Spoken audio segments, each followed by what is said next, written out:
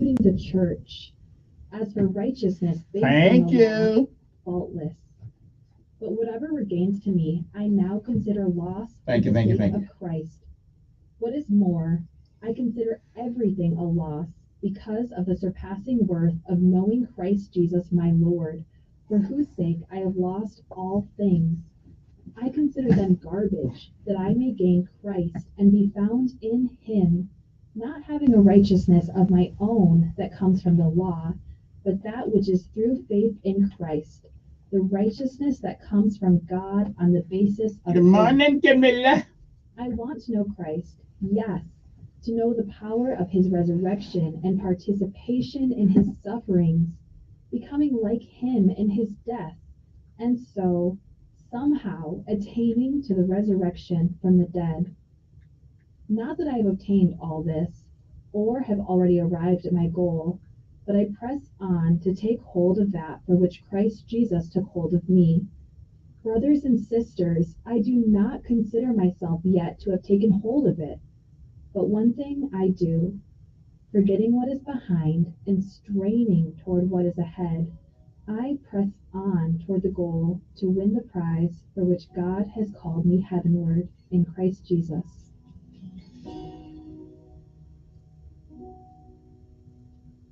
Please pray with me. Loving God, thank you that we don't need to try to be somebody to be loved and accepted by you. In Jesus' name we pray. Amen. Thank you for listening today. My name is Brenna Holsclaw, and today's encouragement was provided by Our Daily Bread Ministries. Time to rise and shine, people. Oh yeah, it's PT. I know it's Tuesday, but I was off yesterday, so I gotta, or whatever day it was off, whatever day that was. Yesterday Labor Day, or today Labor Day? No, day before. Man, the day. Where the day? Okay, let's get it. Let's get it. Oh, oh, oh, oh. Work. Hard work, work. Oh. Hard work, work. That's what they say. Hard work, work, work. I earn the pay. Hard work every day. I get up for the quarter to three. Come on. And go with my pay. Oh. Hard work, work. I go to work. Hard work, work, work. That's what they say. Hard work. I do it for play. Come on. Keep going, keep going. Hard work, work. Hard work, work. Let's go to work. Oh yeah. Hard work, work. Hard work, work. I gotta wear my tennis shoes next time. My airborne knees getting bad. Hard work, work. Hard work, work. Hard work, work. Hard work, work. Hard work, work. Oh yeah, hard work, work. Morning rain. Woo! I earn my pay.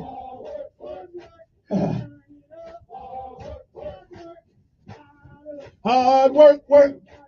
Woo! Hard work, work. Sit them on down. Oh, my knees going out. Okay, I'm tough. I can get it going. I can keep doing it. Hard work, work. Woo! Okay. Okay, the old airborne knees. It's getting to me, but I'm handling it. I'll never quit. I'll never give up.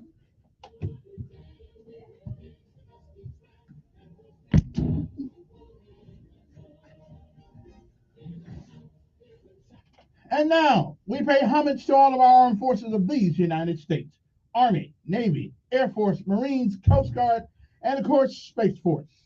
I don't know exactly what they do, but evidently they do something. They get paid. So welcome into the family.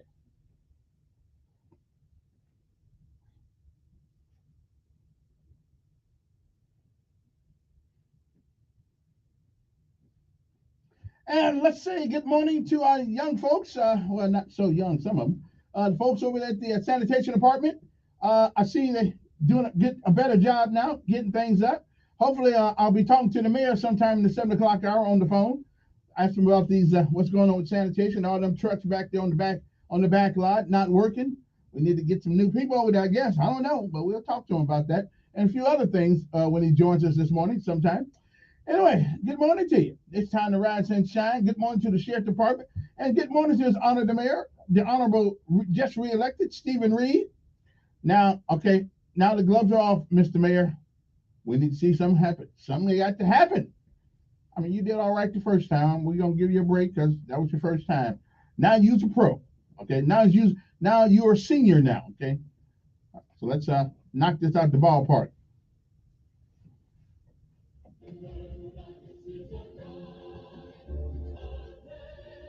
Next time I'll have to run against you.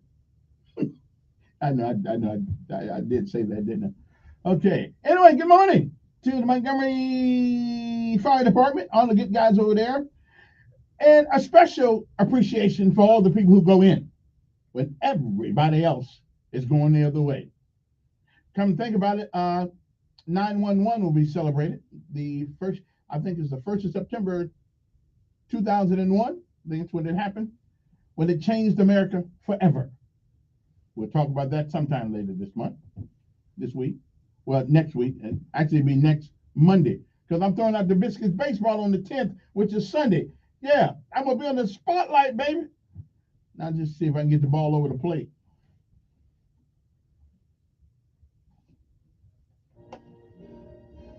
Oh yeah, I'll be able to get the ball over the plate. Yeah, don't worry about it. I got it. I mean, if Big Bubba and whatever his name is, Leroy from WLWI go out there, I can't believe they came into this town and threw out the first ball before I did. What? What's their name anyway? Bubba and somebody. Leroy and Bubba, whoever they are over there. I don't know who they are. I don't know what their names are. Bubba. Who can forget a name like Bubba? Only in the South, baby. Only in the South can you name your child Bubba and people say, okay. Woo! Army, Navy, Coast Guard, Air Force, and of course, the United States Marines. Good morning, Jarheads. Time to rise and shine.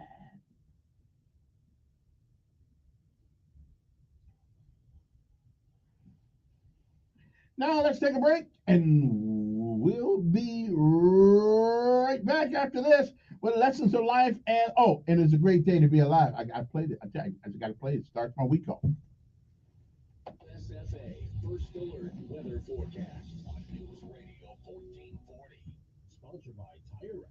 Nearly 3,000 teen drivers die in car crashes each year. Tire Rack Street Survival is designed to save lives. The one-day hands-on driving school gives teens experience in car control. New exercises that include emergency braking and skid recovery. Find a class near you at TireRack.com/survive.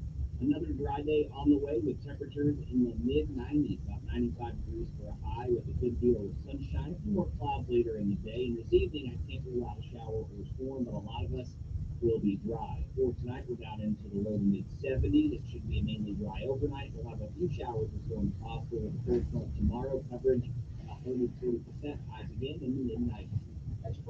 Over here, over there, we will hit the dusty trail, and those caissons go rolling along.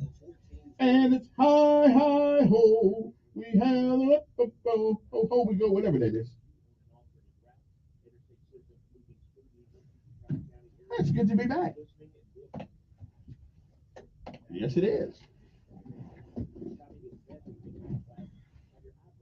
Need a pair of shoes. These are heavy shoes.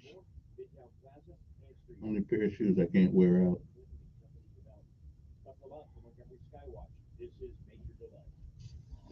I cannot wear my shoes out. I've had these shoes now for 10 years. They will not wear out. Seriously. Here they are. I cannot wear this shoe out. for no reason. I've had them for 10 years. They will not wear out. I want another pair of shoes, but I can't really buy another pair of shoes if there's nothing wrong with this pair of shoes. So I don't know. I don't know. They don't wear out. They're called Georgia boot. I love them though. Come on, man. Only pair of shoes I ever had that never would wear, that won't wear out.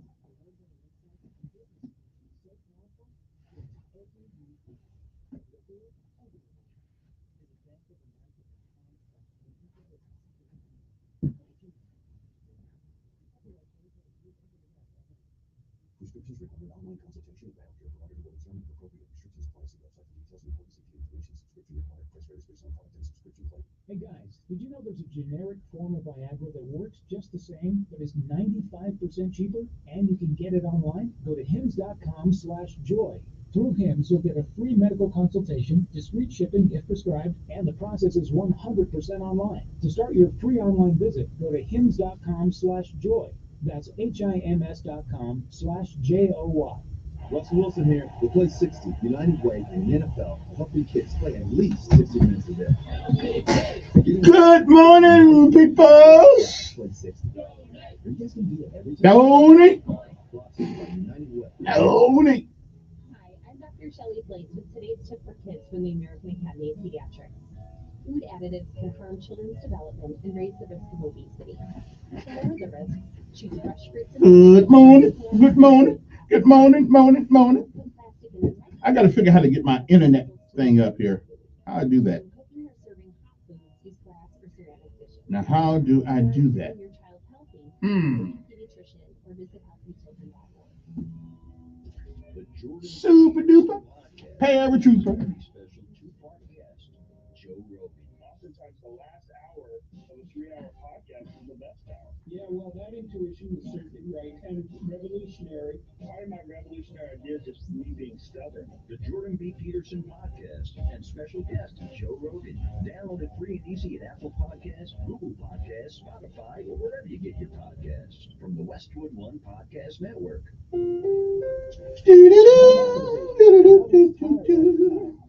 son had a full-blown asthma attack. It came out of nowhere. Well, good morning, peoples. Good morning, and good morning. It is Wednesday already. I forgot about that. I thought it was Tuesday. Okay, I've been going today. Threats to your health can come from unexpected places. Now we got to work hard the rest of the year to make things happen. Don't forget Helping Hand. Coming a couple months up. We got to get out there. We got to get out there and get it done.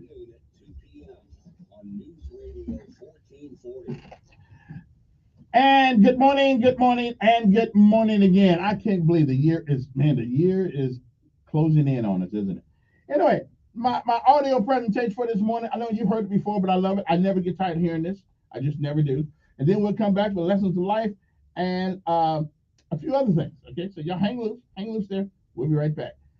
Because it is a story of redemption, courage, and hardship overcome.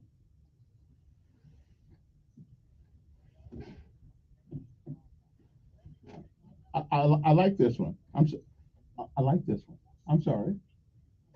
In front of my face. That's what would wake me up.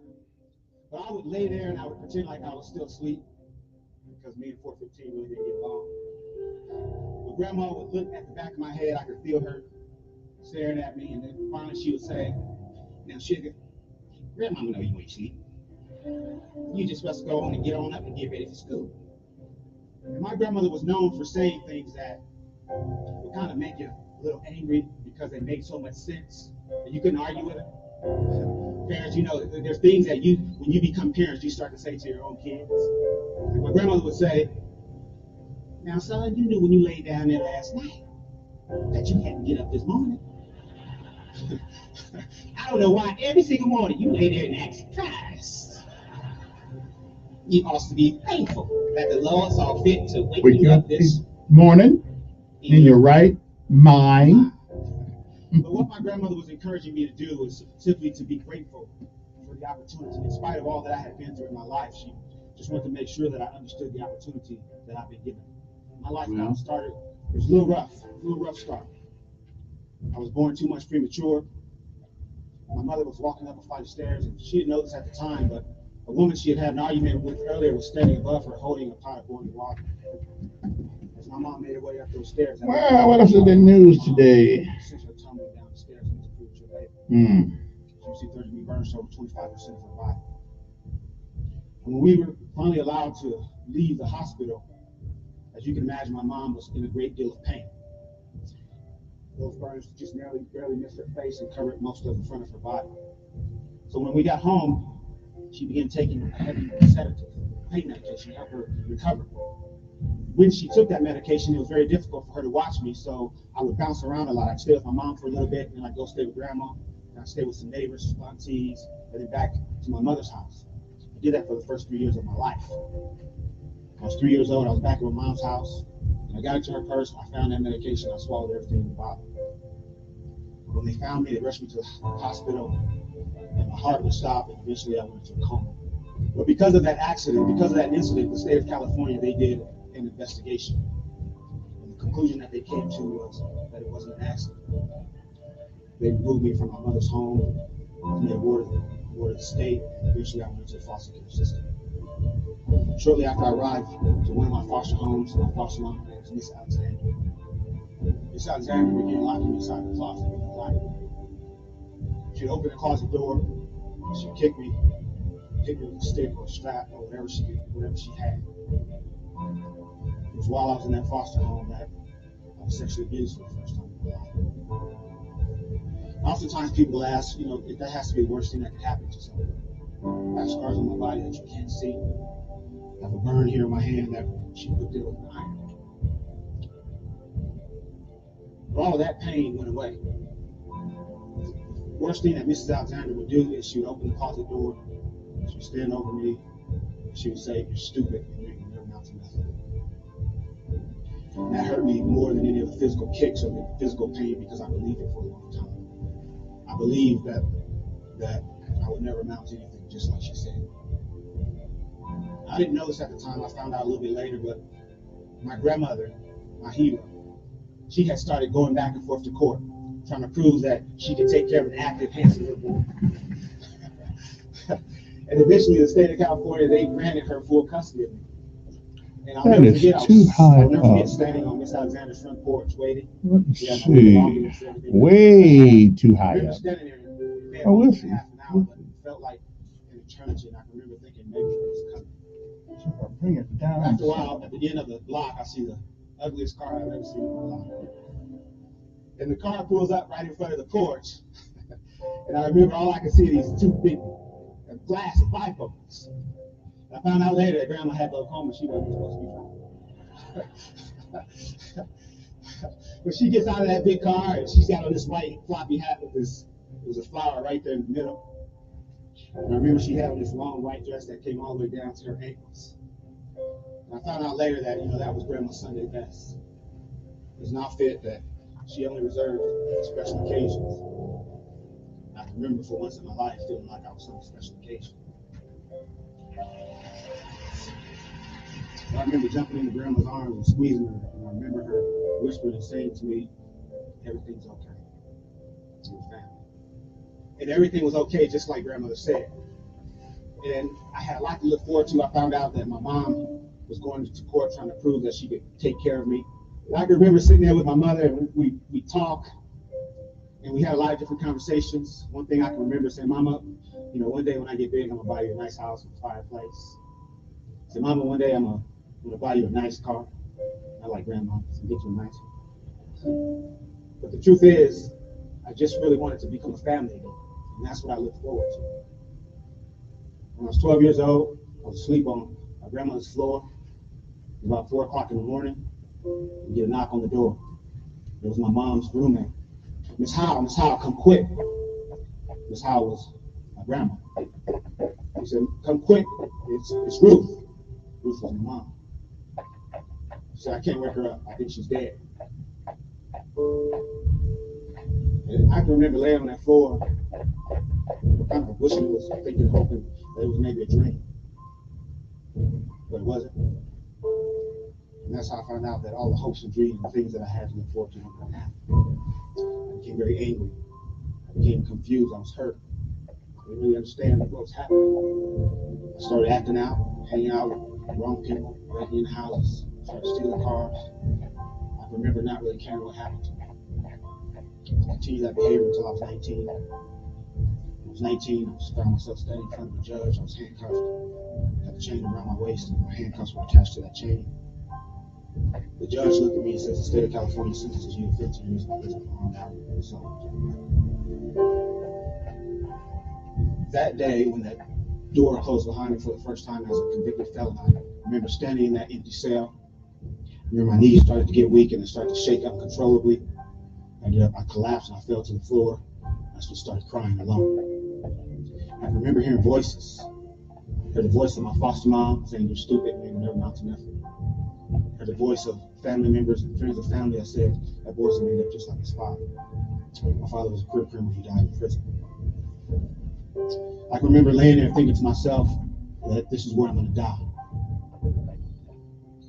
But here's what happened that would change my life. Shortly after I arrived to that prison, there was an educator there. His name was Charles Lyles, 6'3", ex-Marine. And I don't know what it was about me, but every time he saw me, he'd say, "Hey, Mr. Humphrey." And he had this big smile on his face, a smile that my kids would say, "That's creepy." But he smiled and he said, "Hey, Mr. Humphrey, how you doing?" He always called me Mr. Humphrey. He gave me that respect. He walked into my cell. He looked at me and he said, "Mr. Humphrey," he says, "prison doesn't have to be your life." And he says, "You can get out of here and you can do great things." He started to walk away, and before he walked out of my cell, he turned around one last time and he says, "Mr. Humphrey?" I said, "Yes, sir." He says, "I believe you." He walked out of my cell.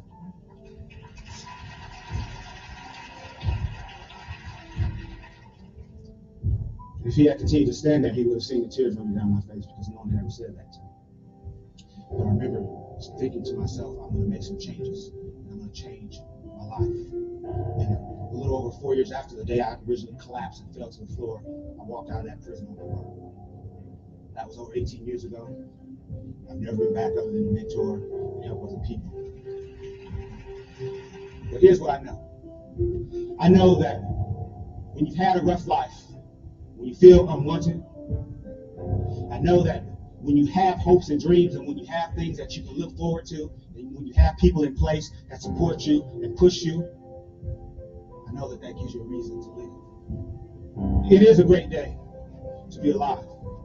And that's something that I haven't always said, but now it's something that I say to myself every single day at some point. If I'm having a great day or a bad day, that's something that I say. But what I also understand is that what my grandmother was taking her higher power for each and every day was for the opportunity that she'd been given. And she never missed an opportunity to tell anyone that would listen, especially me, to be alive. It is a great day to be alive. And I pray that all things are well with you this morning. I pray that all the things that you wish in life will come upon you. Good morning to you. I'm Kevin Elkins. It's a great day to be alive. You can find that on YouTube. It's a really, if you're feeling down and the world is all on you and you think that things won't ever get better, yeah, sometimes you got to go through things in order to ensure that life goes on. Sometimes life is tough, but it is what it is. But it's fair. It's tough for everybody, even rich people. Trust me, it is sometimes. Anyway, good morning to you. All right, now it's time for lessons of life, of course. And now, lessons of life are the lessons we learn because we've been blessed to live long enough to get there. Okay, and everybody's got to learn their own lessons. But I'll just give you some of the ones that I've learned along the way. Good morning to you. It is, what is today? Today is the 6th day of September already, believe it or not. Almost middle of the month already. We just started last week. Anyway, the word of the day means to not be harsh, severe, or strict. That's right. That's the word of the day. And what is the word that it goes to? Well, the word is spelled Lenient. Lenient. And what does that spell? That spells the word lenient. Okay, so you know how you step on it and you step on it and you did it. Okay, this is and you hope that the court in front of the judge gives you a little mercy, or you hope he does, or you hope he's lenient with you, not harsh, severe, or strict, because you've learned your lesson. Okay, lenient. Okay, Lenient means not harsh, severe, or strict. And every once in a while, as parents, I believe we need to use that. I think we need to use that sometimes. You don't always have to beat the hell out of your kid to get him to understand. As a matter of fact, if I try to beat the hell out of Z right now, he may turn around and whoop on me. So you have to be lenient sometimes. You have to. Sometimes there are lessons learned. Now, I believe in the rod. Don't get me wrong. I believe in the wood. But not all things are felonies. Okay? There are just some things that are little misdemeanors that if you catch it right then and there, you are good to go. Good to go. You might want to think about that a little bit before we start. I'm just saying you might want to think about that. Okay. Anyway, now what is the lesson of life today? I would tell you that often we run into situations in our lives, especially with friends and loved ones that leave us. We become so distraught. We become so heartbroken that even the thought breaks you down. And I understand that. I certainly understand that. Been there, done that. And if you live long enough, it'll happen to all of us. But there's a perspective that I think we don't take for granted sometimes. There's a view that we do not take for granted, because when we're distraught, when our worlds are turned upside down, when the ones we love leave us, we only feel bad. I want to give you a different perspective this morning, because we all have. I mean, listen, we all. If you live, you will lose loved ones. They will come and they will go, and sooner or later you'll come. You came and you'll go. But I tell people, don't cry because the journey is over. Hold on to the love even more, because they traveled this way. Just think how much your life would not have changed had they not come, had they not been part of your life. I would tell you there are people in my life that I've met that have changed the way I look at things. And had they not come, had they not walked the journey with me just a little bit of the way, there's no telling where I would be today. So hold on to all those great memories. But remember, the love lies in the journey. And they travel with you just a little bit. Now you must travel, and you'll meet other people. If you live, you're blessed enough to live, you'll meet other people. You'll have other relatives. You'll have other friends. Each one of those are sacred relationships. But remember, it's a journey. And all journeys, at some point, come to an end. But that's not the end of the memory and the heart connection, because that journey will always be with you. So good morning to you. Now, things that happened on this day. In 1716, the first lighthouse was built in North America, in Boston, believe it or not. 1863, after a 59-day siege, Confederate troops vacate Fort Wayne, South Carolina, 1,700 casualties. In 1899, Carnation process its first can of evaporated milk. I don't know why we need evaporated milk. I mean, if it's evaporated, what you going to use it for? Well, milk in there. I mean, evaporate means to. Okay, maybe I got it all wrong. 1901, U.S. President William McKinley is shot by Leon Trotsky, or Claude Stewart, an anarchist, while visiting the Pan American Exposition in New York. In 1909, New York Times headline announces American explorer Robert Peary had discovered the North Pole 5 months earlier. Okay, 1916, the first true supermarket. That's right, the Piggly Wiggly is opened by Clarence Saunders in Memphis, Tennessee. I know you didn't know that. 1935 was the year Steamboat Round the Bend film directed by John Ford, starring Will Rogers, released weeks after Rogers' death. 1939, World War II, the Battle of Barking Creek. Don't know who won that one, but maybe we did.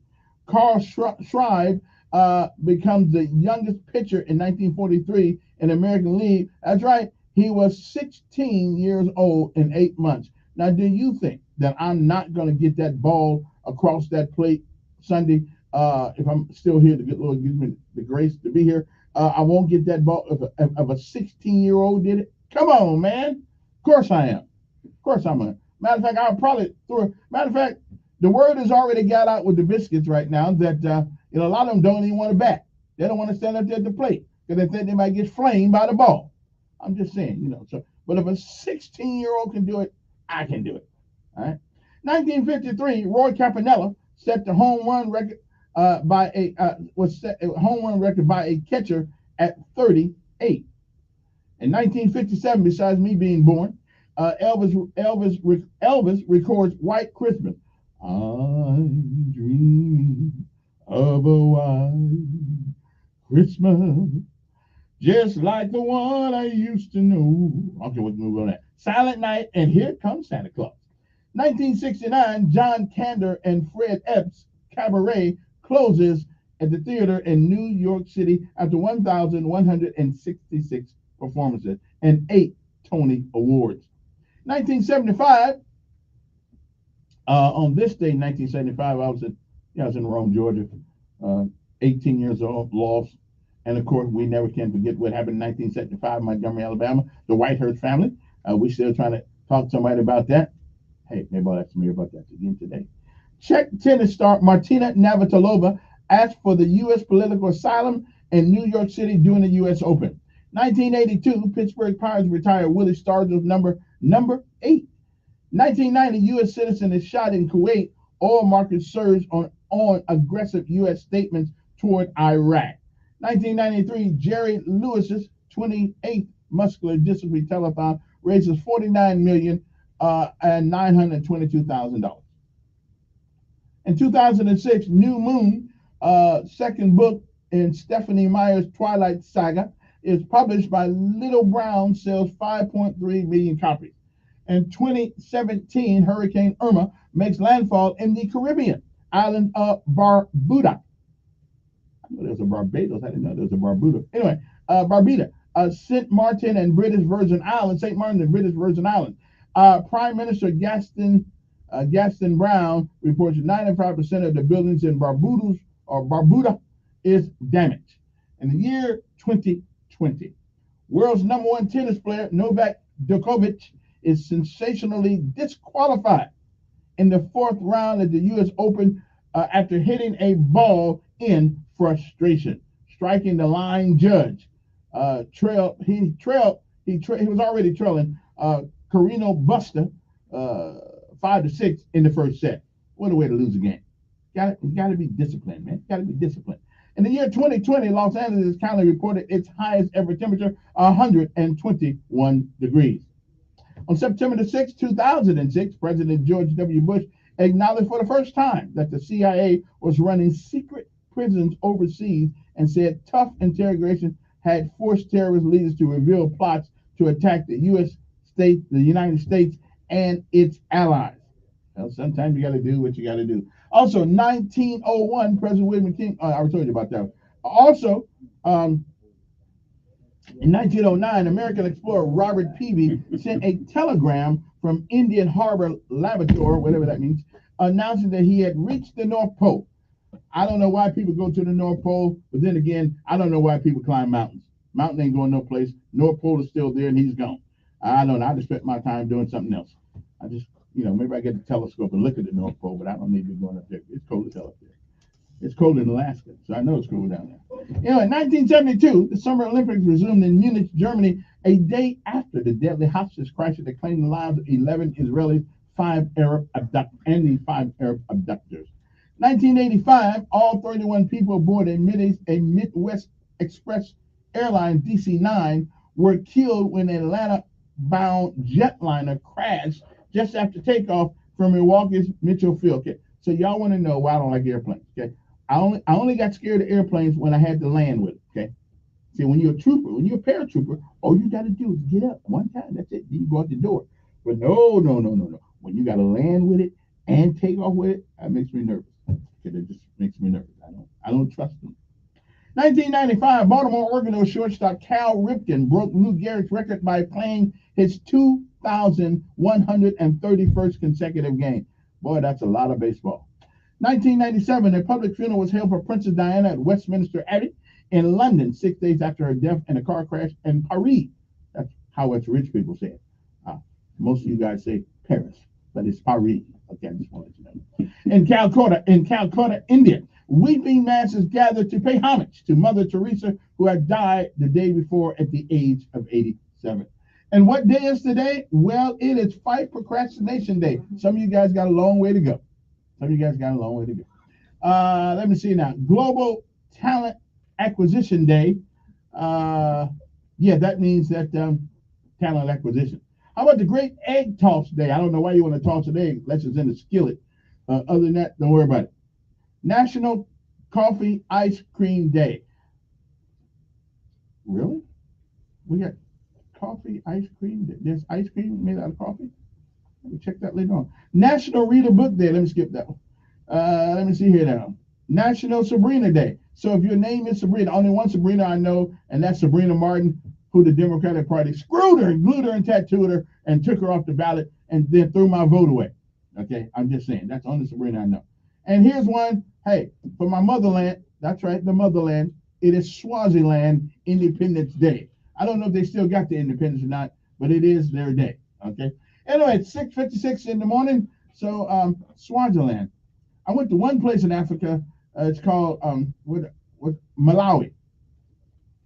Back in the day, I was on a secret mission, so I can't tell you about it. Because I could tell you about it, I'd have to kill you. That's a lot of people. So we just leave this alone. Just one of these days, when I write my memoirs, it'll be in there. Okay, my memoir. Yeah, it'll be in there. Okay. Anybody seen this this new fad in America right now, where a bunch of people grab plastic bags and go into people's stores and steal a whole bunch of stuff and walk right out? Somebody's gonna get shot, and then when that happens, we're probably gonna have another BLM thing, because the only people I see doing this is the brothers. We gonna ride, talk whine about he shouldn't have shot him. It wasn't nothing but some jewelry. Okay, all right. Oh. Now there's one good thing that came out of this, out of stealing from stores. There's only one thing that I can think of.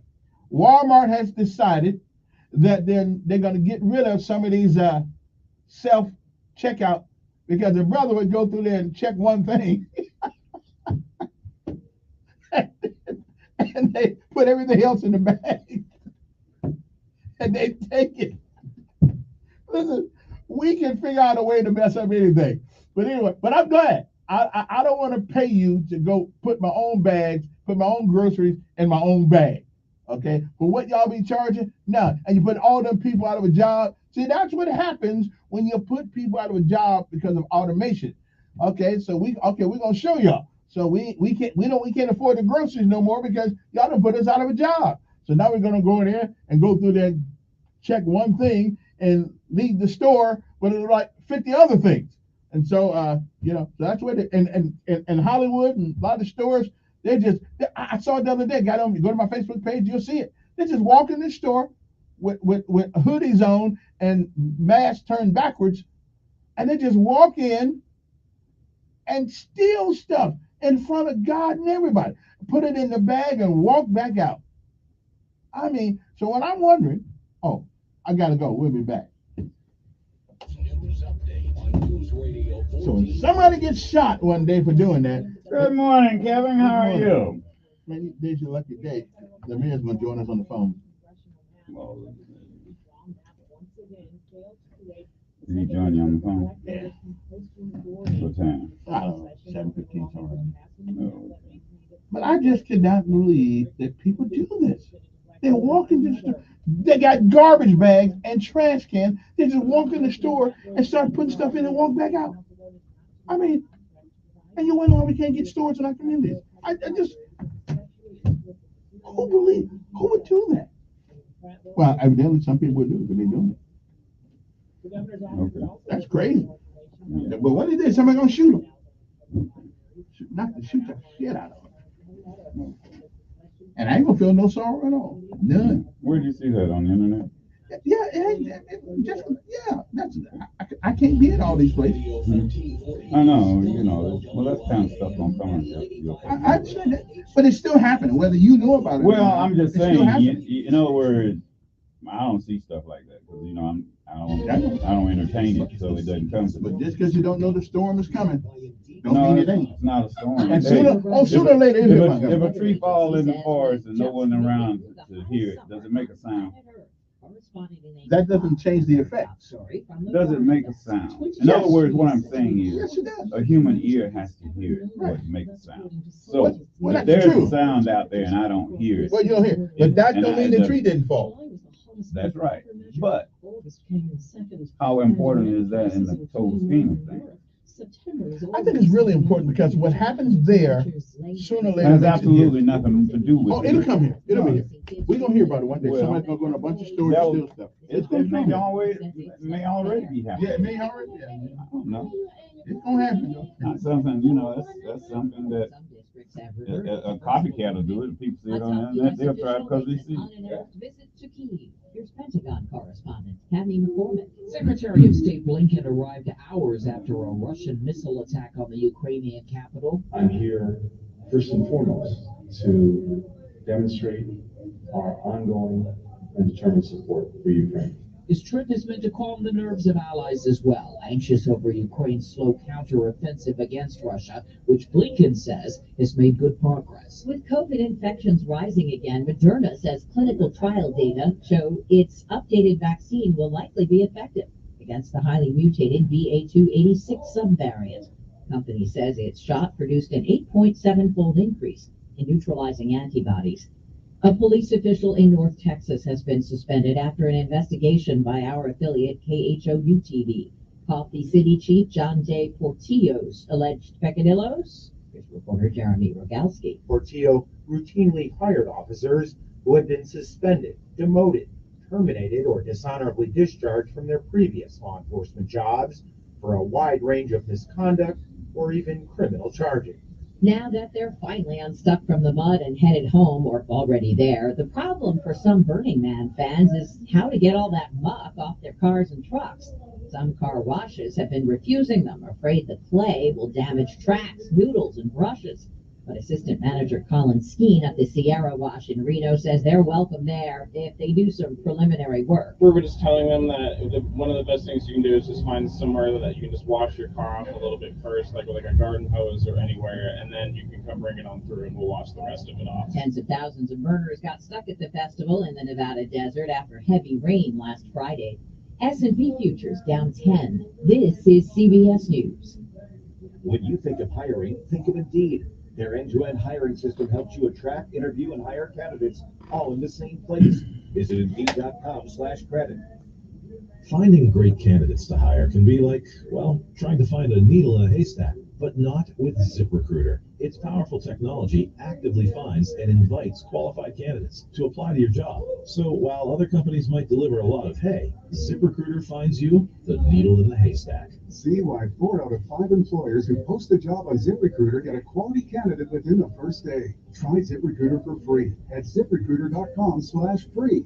That's ZipRecruiter.com/free. Linda, this one titles and measurements on Chairman Meow, and it's Springtime is itchy skin time at Violet's Pet Clinic. it seems to be very uncomfortable. She needs more allergy vets to scratch appointments off her list. Hey, let me see if I can find someone to get some steroid cream for him. Indeed can help her hire great people fast. I need Indeed. Indeed you do. Our hiring platform instantly connects you with quality candidates, and you can schedule and conduct virtual interviews right from the Indeed dashboard. Visit Indeed.com/credit and get $75 towards your first sponsored job. Terms and conditions apply. President Biden's awarded the Medal of Honor to an 81-year-old veteran, CBS's Matt Piper. 81-year-old Larry Taylor was a helicopter pilot during the Vietnam War, flew hundreds of missions. And So what's been going on, Kevin, since the last time I saw you? In a firefight. Later, That older. That's it. he's at the White House with the president. It's not so as you. Medal of Honor. He refused to give up.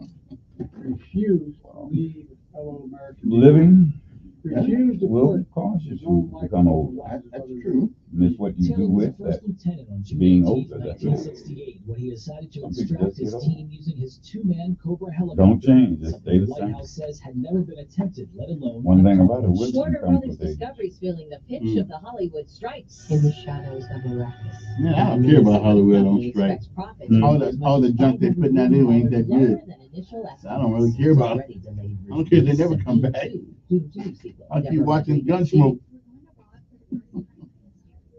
stated, And who's it? Very Oh, nice. Perry Mason. Yeah, I keep watching Perry Mason. Very nice. I mean, that was creativity back in those days. I mean, now they just give you a new reality show because nobody has to have any talent. They just gotta act like they normally act. Well, that's if you watch that. Yeah. Blue Bloods and Oh yeah, Blue Bloods is good. CSI and Yeah, Blue Bloods, series are pretty good. Yeah, they're pretty good. I mean, what they do in an hour, most of us take 10 years to do. Well, they just show it. Yeah, You yeah. know, it's condensed. Yeah, it's giving you the premise Yeah. in an hour. You know. But it, But it is pretty takes a long time. But I for wonder that how to much click. how much that's actually embedded in reality, as opposed to The general premise is reality, Yeah. but the time frame is fiction. In other words, like DNA and all that Yeah. stuff there. It takes a long time to do that because you got to go out. So they've got the lab right there. You know, it's interesting. Like FBI, you know, it's kind of exaggerated, but the FBI does have all of that. You ever watch that? Yeah. It's actually pretty good. It's actually pretty good. At least it takes a little bit of creativity. But these shows with Well, reality I don't shows, watch reality. I just don't even. But I tell you And one, especially the Kardashians, who got famous because they got big booties. Other than that, ain't no talent there. well, one reality show star became president. That was fiction. Yeah, the show was fiction. Well, I don't know. It was fiction. It's called. It was about seeing if you could get the job done. No, it wasn't. It was creative. Well, everything. It was fiction. It was totally fiction. And that's okay. That's cool. But you know, the way they produced it, it made him look good. Yeah. Made him look good. People believed it. Yeah. But it was really fiction. It wasn't fiction. He was president of the United States. So that wasn't fiction. Yeah, it was fiction that he said he still is. No, he got cheated. Well, that's what he said. He got cheated. I believe he got cheated. If you don't have any proof, it didn't happen. No, that's not true. There are a lot of people in prison right now who it didn't happen and they ended up in What I'm prison. saying is, if you can't prove it, Oh, so is proving it the litmus test? Because a lot, I mean, you ask In that EJ, case, yeah. your friend EJI, Brian Stevenson, they said they had proof that that's these a people did crime. things, and they That's said a they had crime. proof and put these people in prison for years, and they went and but got that them. wasn't true. It wasn't Well, true. well, exactly, but it The was evidence true at the wasn't- moment. It was true at It that wasn't. moment, The evidence wasn't true. right? But they did enough to Okay, so- convict these So you're people. comparing. In other words, you sound like him. He compared himself to the Scottsboro boys. I think to tell him in for 4 years that you think the president of the United States that you think he worked for the Russians, yeah, I think that was assault on all of our hold intelligence. on. That's not who told him that. Oh, who The told him? Department of Justice didn't tell him that. Oh, the Clintons did. They came with their Well, dossier. that has nothing to do with Clintons are not in the Department But they of had Justice. investigation. Look, impeached the guy Department of twice. Justice did not do that. Yeah, they did. No, they didn't. Yeah, they were involved in it, No, in they the weren't. investigative process. No, they weren't. He was not investigated while he was the president. Yes, he was. No, he wasn't. For what? Anyway, listen, I got. Hopefully, the mayor's going to give us a call in a few minutes here. So let me. Good morning, Don. Good morning. How you doing, sir? And so the mayor's going to call us in a few minutes. Hopefully, so what I am going to do is take this first break so when he comes on, he doesn't. I don't have to say, okay, let's go to the break. So let's take this first break to my great advertisers because we don't want to miss out. We don't want to miss out on anything. So we'll be back. And then Donald Jenkins. It's a Wednesday morning. I think it's Wednesday. Yeah, it is Wednesday. And first Wednesday morning. And so we will come back after these things, and Donald may or may not be here after I get them to open up the whoop ass on him. Okay. So we'll talk about that as soon as we get back. Bye. No, you didn't. Now, Kevin, the Department of Justice did not investigate the president while he was president. No. William Barr was his he was mad with William Barr because he wouldn't investigate Biden. He was trying to get him to investigate Biden, and he wouldn't do it. I know about that. He should have. Biden is a crook. Okay. All the money these what has he done? First of all, on camera, he why are you yelling, Cap? First of all, why? Because I just wham. Now that's just wham. Please don't do that. Ain't no sense asking me that. Well, that's what always. It makes it look like you and I are arguing. Oh well, we ain't arguing. When all you're doing is talking. About. Yeah, he on camera he threatened the Attorney General of Ukraine. No, yes, he did. He said, "I'm not going to give you the money unless you fire." Yes, he involved himself in. See that? So you don't want the truth. You don't want the truth. Okay, I hear it. Okay, yeah. You must be a Democrat. No. Stop saying that. That's no such thing. That man threatened the Attorney General of Ukraine if he did not stop an investigation to his son. No. Yes, he did. No. Donald.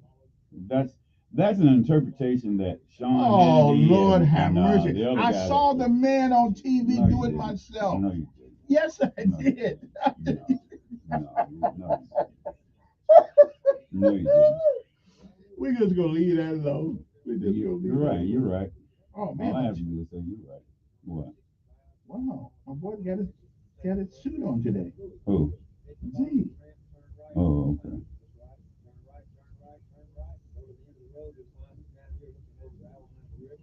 I gotta show him how to wear that hat. Oh, okay. We're doing with a suit on today. He's in the ROTC. Oh, ROTC. Okay. I gotta show him how to wear that hat though. Oh, okay. I gotta show him how to wear that hat. That looks good. Was the Air Force on? Mm-hmm. What are you thinking about going into the service? Yeah, he's thinking. Or you just doing ROTC? We're thinking here. Mm-hmm. I think you don't know what kids gonna do.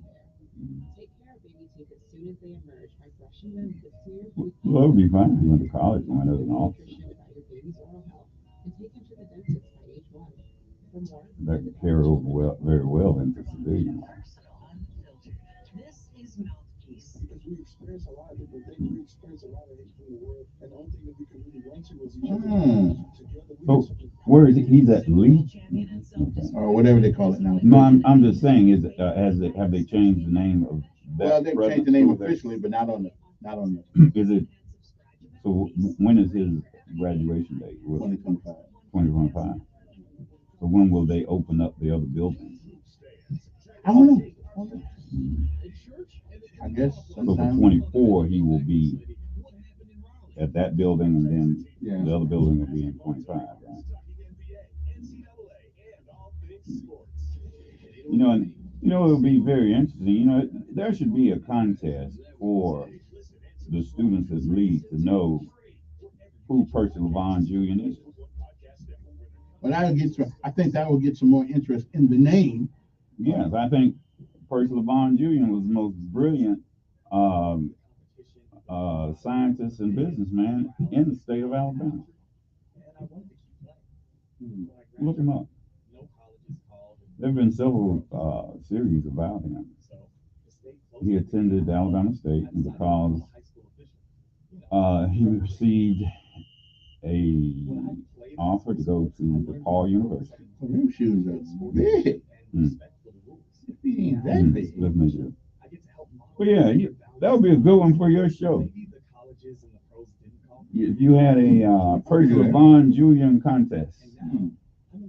get kids to write an essay about Percival and give a prize up here. So at least they'll know something about the school. I mean, that would be good for this Christmas, like you give out the computers. Yeah. That would be, that way they could earn it, and students, and it will be open to all high school students. Percival Vaughn Jr., who is he? And I think they would be very surprised to learn who he is and what he did.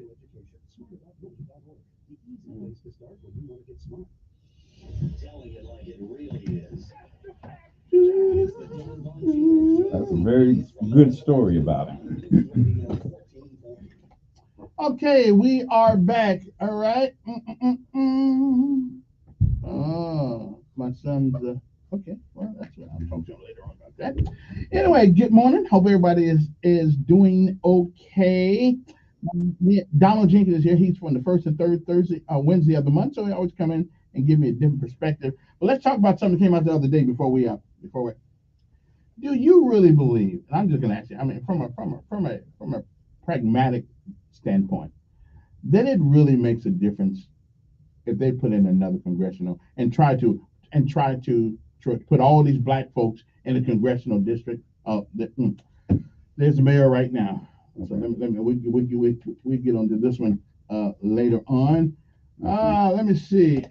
Good morning, Mayor. I'm doing fine.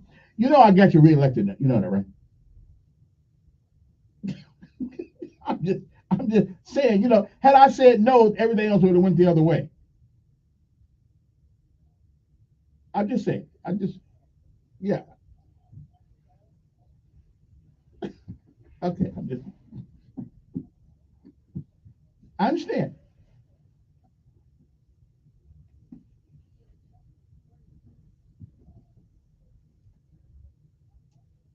Yeah.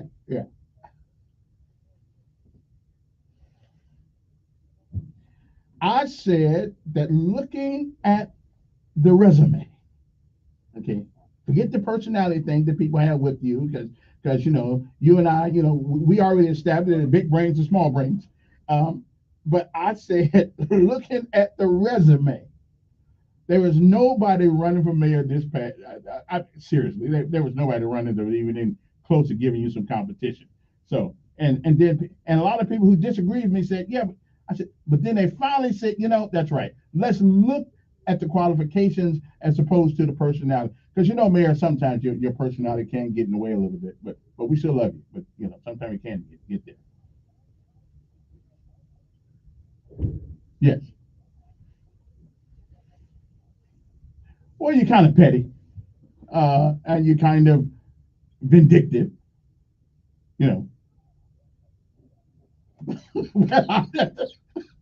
Well, I'm just telling you what's said out there. I'm just telling you what's said out there. But congratulations for the re-election. Now let me ask you yeah.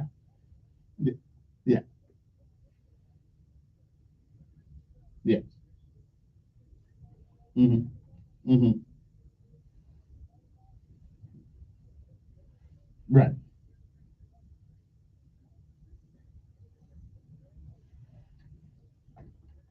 Yes. Yes. Yes.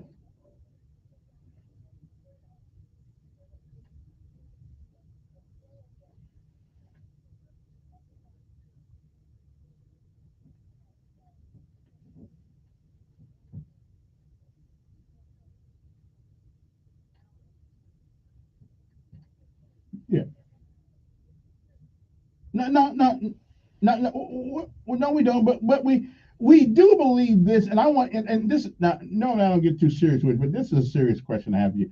The other day, something came out about this new congressional district, and I heard Brubaker said that he wouldn't mind running in a district that didn't have somebody in it already, an incumbent already. Do you believe that we emphasize color more than character often? And do you really believe that having another when we pack black folks in another district now just so we can say we got one, that we got one now, and the situation of most black folks in America has not changed, except we got more bad schools and less money. So tell me, wait, I'm not. Wait a minute. We've been trying to get broadband, and 14 years ago they sent money down here for broadband. Guess what they did a couple months ago? Ooh, they sent another 1.4 billion dollars down here for broadband, and now they're talking about doing another survey. And what's that called? The black belt and stuff down. Listen. They've been jerking black folks around for years, talking about we're gonna get this and we're gonna get that, and we still don't have it. They still don't have it. Our schools are the worst schools in America, in urban America. So what good is it going to be to get another district that's where we pack black folks in it like sardines? Yes. Yeah.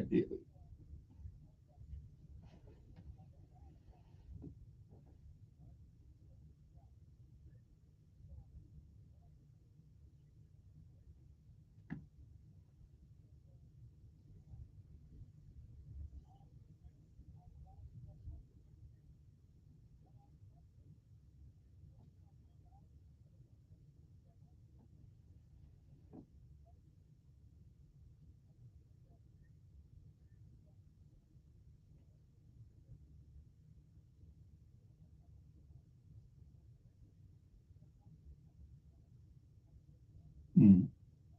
Mm-hmm. Mm-hmm.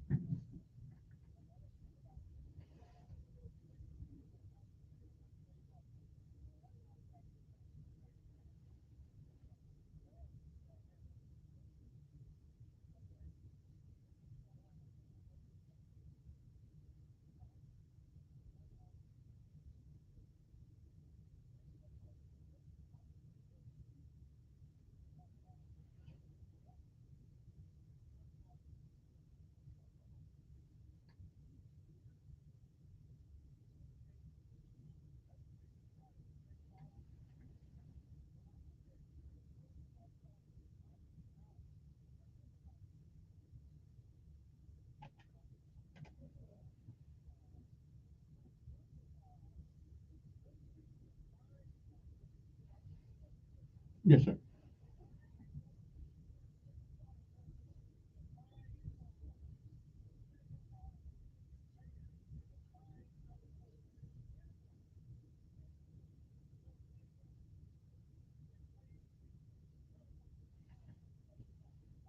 See, we keep going back to that, and right, but Mayor, that was a long time ago. They did it.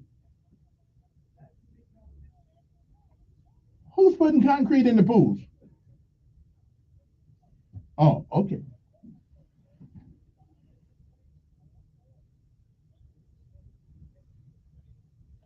Wait a minute, is that the same Supreme Court? Wait, Mayor, is that the same Supreme Court that cannot define what a woman is?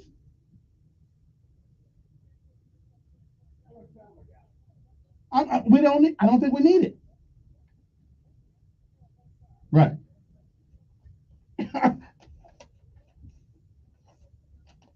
hmm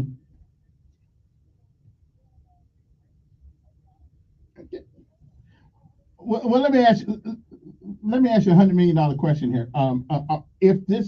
If this Supreme Court thing holds up and we do stack and pack a bunch of black folks in the district, are you going to run for that seat?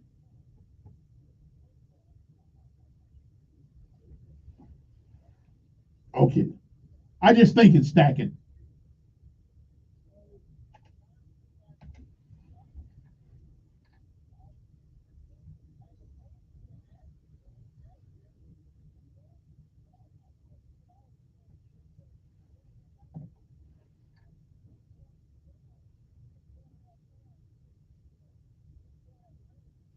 hmm but I'm a little older than you, Mayor. Why don't I see what you see? Well, you're a little bit more. You're a little bit more conditioned than I am, and sensitive to the race issue than I am.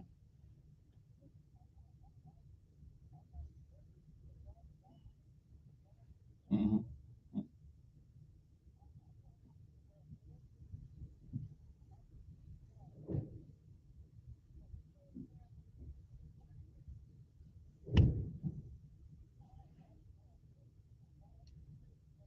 hmm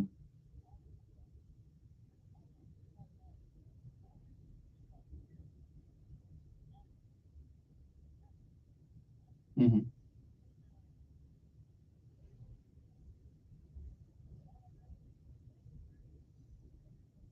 Well, I know who they are.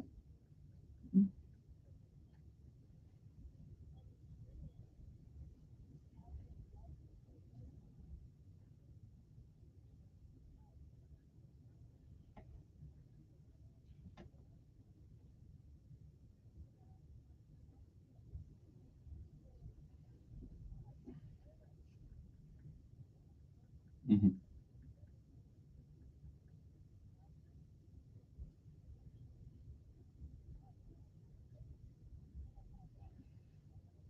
hmm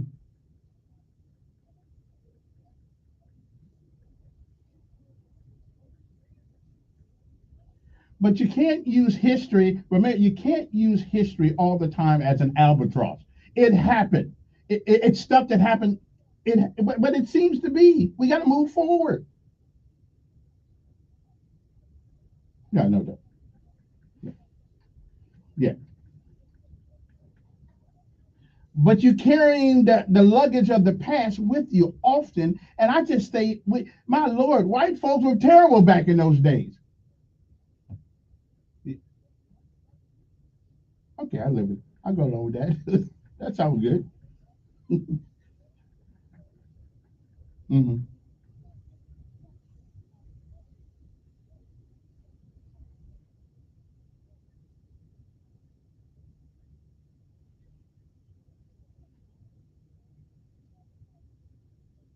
Yeah.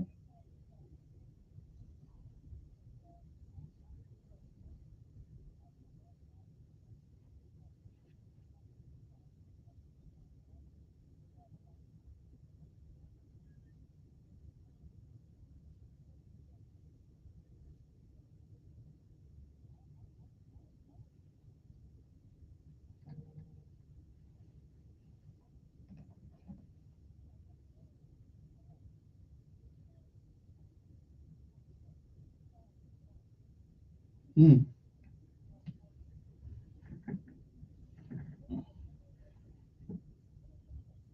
Mm.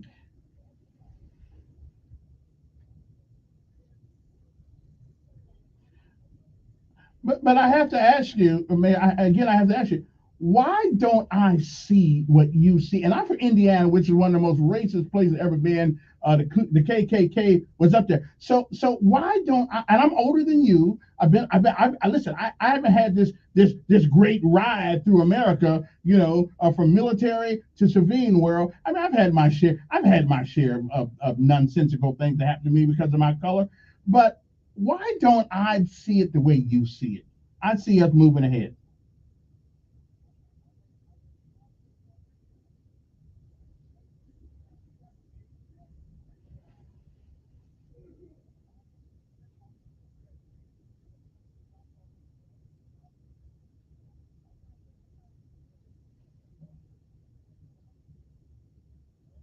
Mm-hmm.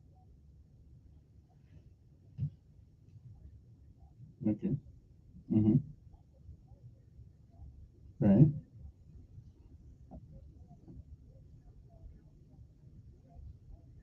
Mm. Mm.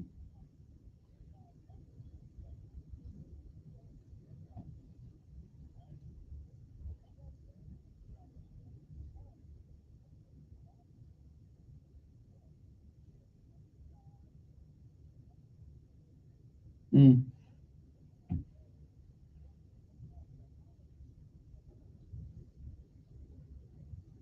Okay.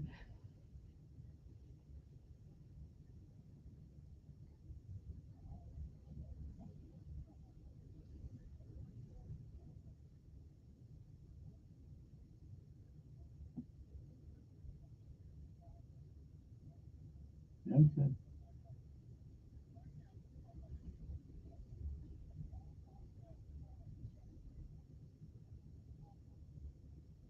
I, I,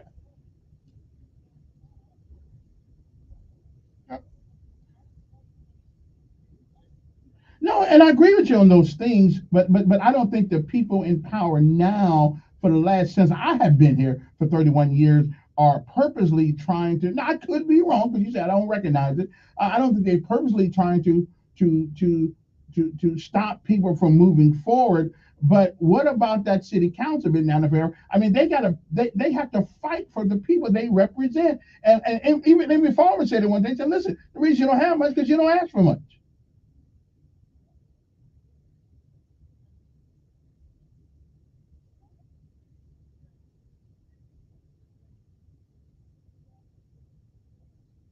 Mm-hmm.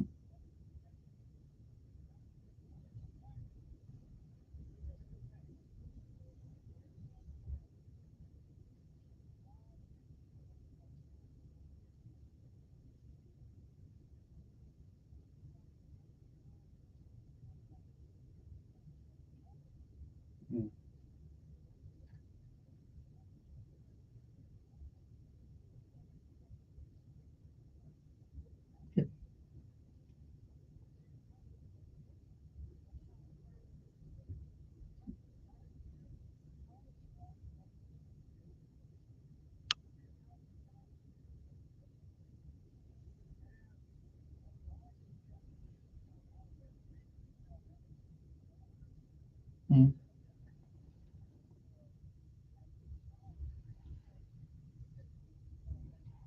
And I think we do. Yeah, I think we do acknowledge that. Let me take a call for you. Some people tired of me talking. Good morning. On air with the mayor.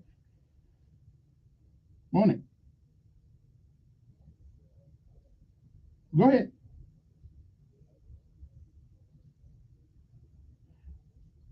Now there you go, wasting time with your question, brother. Ask the question.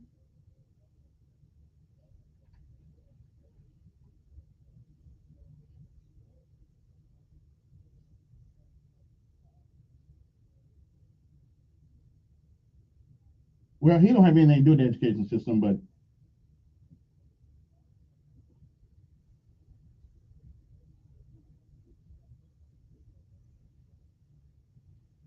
okay. The vocational thing, but the mayor doesn't have any purview over that. Nothing.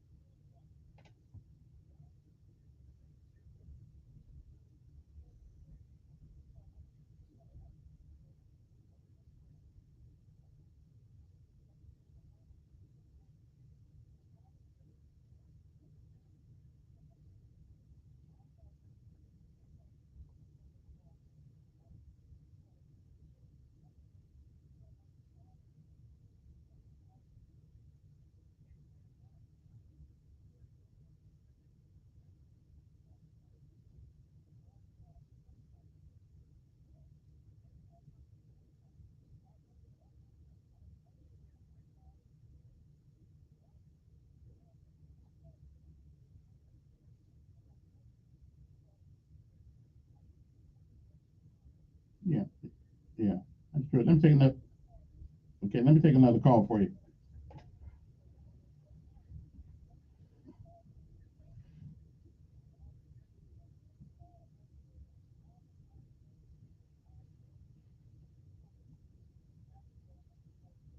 Okay, but the city doesn't have anything to do with that, so us talking about it's kind of a waste of time. So we, go ahead, call you on there, Mayor.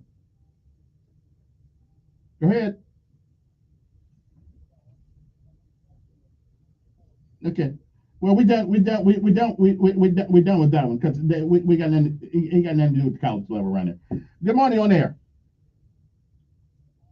Yes.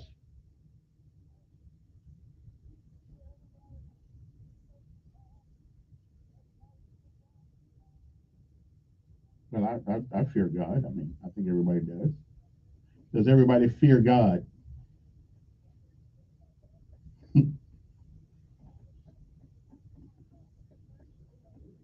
Okay, you got a question for the mayor? Do you have a question for the mayor?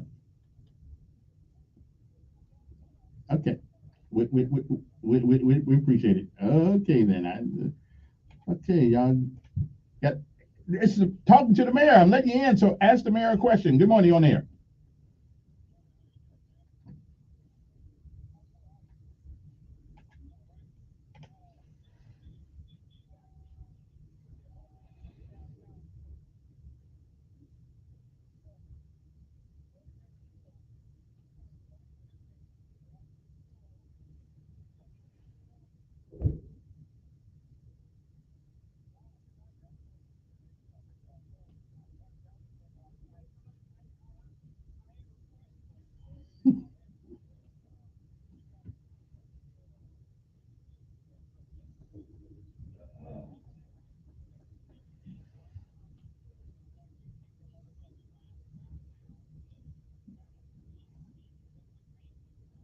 Okay, is there a question here?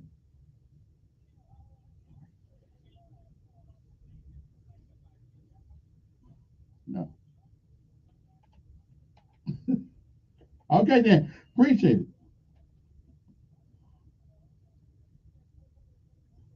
Uh, well, I'm gonna leave that to you and them. Good morning on air.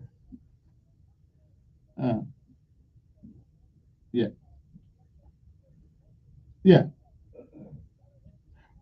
Well, they think that you pay attention, especially North Pass, and I don't know if you're doing it purposely, but when you ride over there, it does seem that they've been forgotten. So, yes, sir.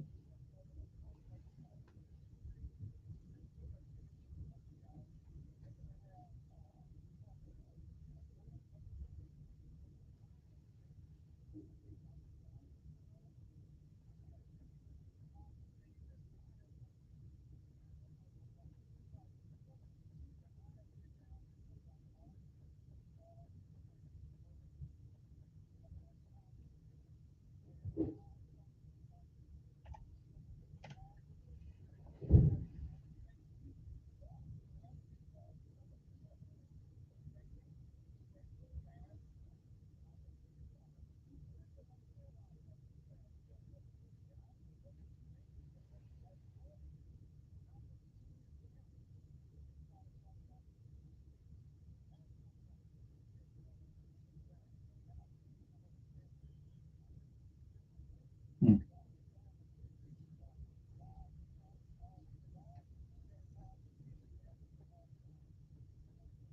Okay, here's one of your favorite citizens. Here's one of your favorite citizens, Mayor.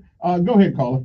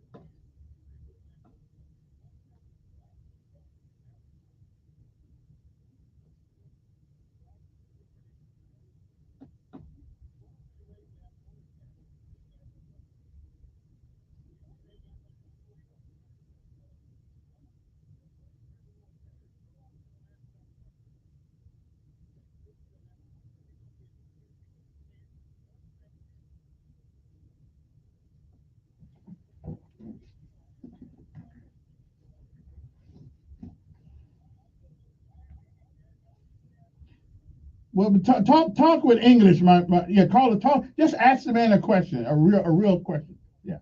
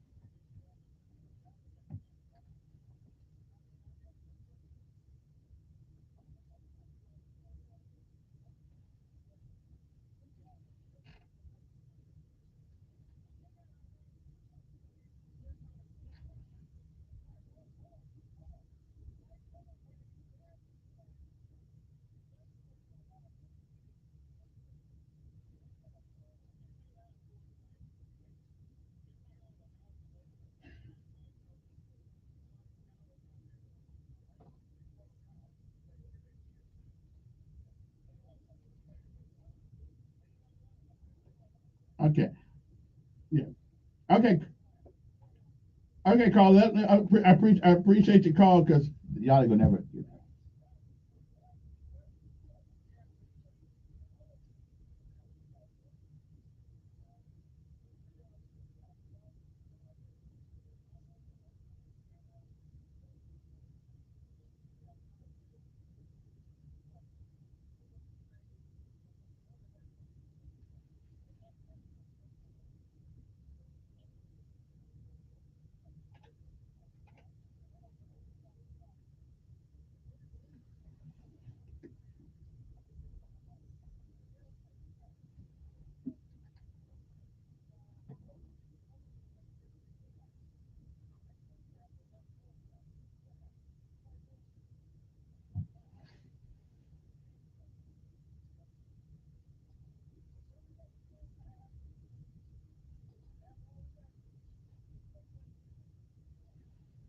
See, you're going to tell me, well, see, you're living in the past.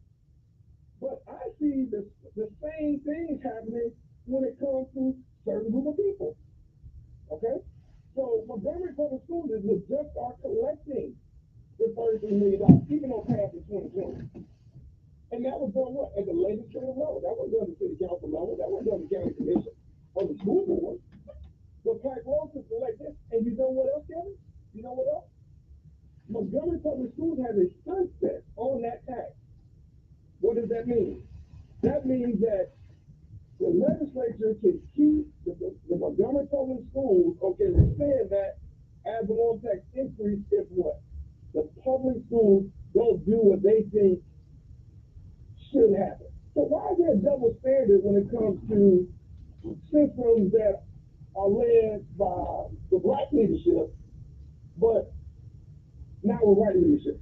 Now, when some thought we wanted to implement an occupational tax, which I did not, there was a bill within the first 100 days of me taking office that said no city can impose an occupational tax, even if it was for what? To provide 2 policemen in each car. The same people who were against the occupational tax didn't want to come back and use crime as an issue in the campaign. But Kevin, you're going to say that I'm living in the past. I'm living in the present. And I see the way to just seem and coincidentally coincide with who's leading cities and organizations, and I see the representative. But no doubt, and listen, no doubt, you're absolutely right about some of the occupational tax thing or the commuter tax, what they want to call it. Now, I did ask one of our representatives about that. They told me that they didn't stop it. They stopped the city from imposing it, and they were waiting for something from the city to be presented to them so they can look at it. And that's what they told me. They told me, yeah.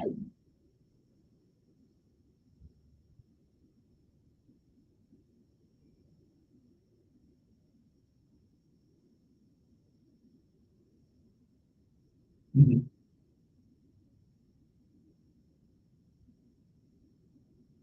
Mhm.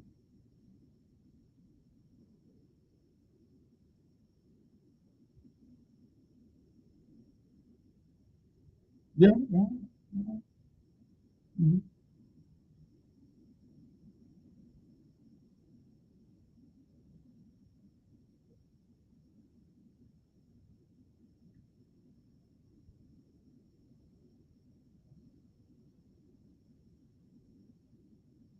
Yeah. And so what? So you're telling me? Okay. So what, I just want to make sure I get this squared away. So he said that you guys couldn't impose it yourself, but and again, it doesn't make sense to. And I understand this logic. Well, why would we come back to you guys if we tried to get it and you stopped us? So now why should we go through all that rigmarole to present it to our our local delegation, and then for y'all just to turn it down again? I completely concur with that. But did we actually follow the process and say, okay, now we're going to give it to our local legislators and let them see what they can do?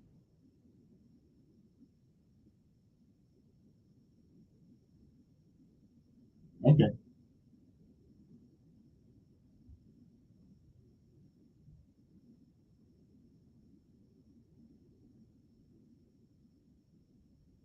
Mhm. And it was. And it was. Mhm. Yep.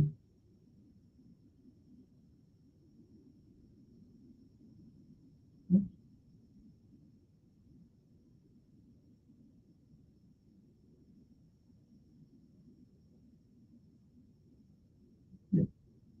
I got to take a. I got to take a break, so we'll come back. And I want you to think about this answer the question when we come back.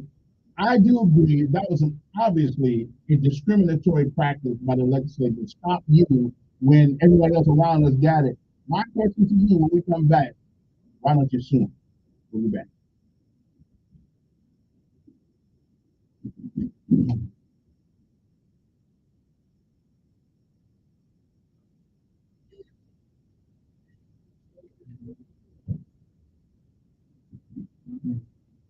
This conversation will take 5 days.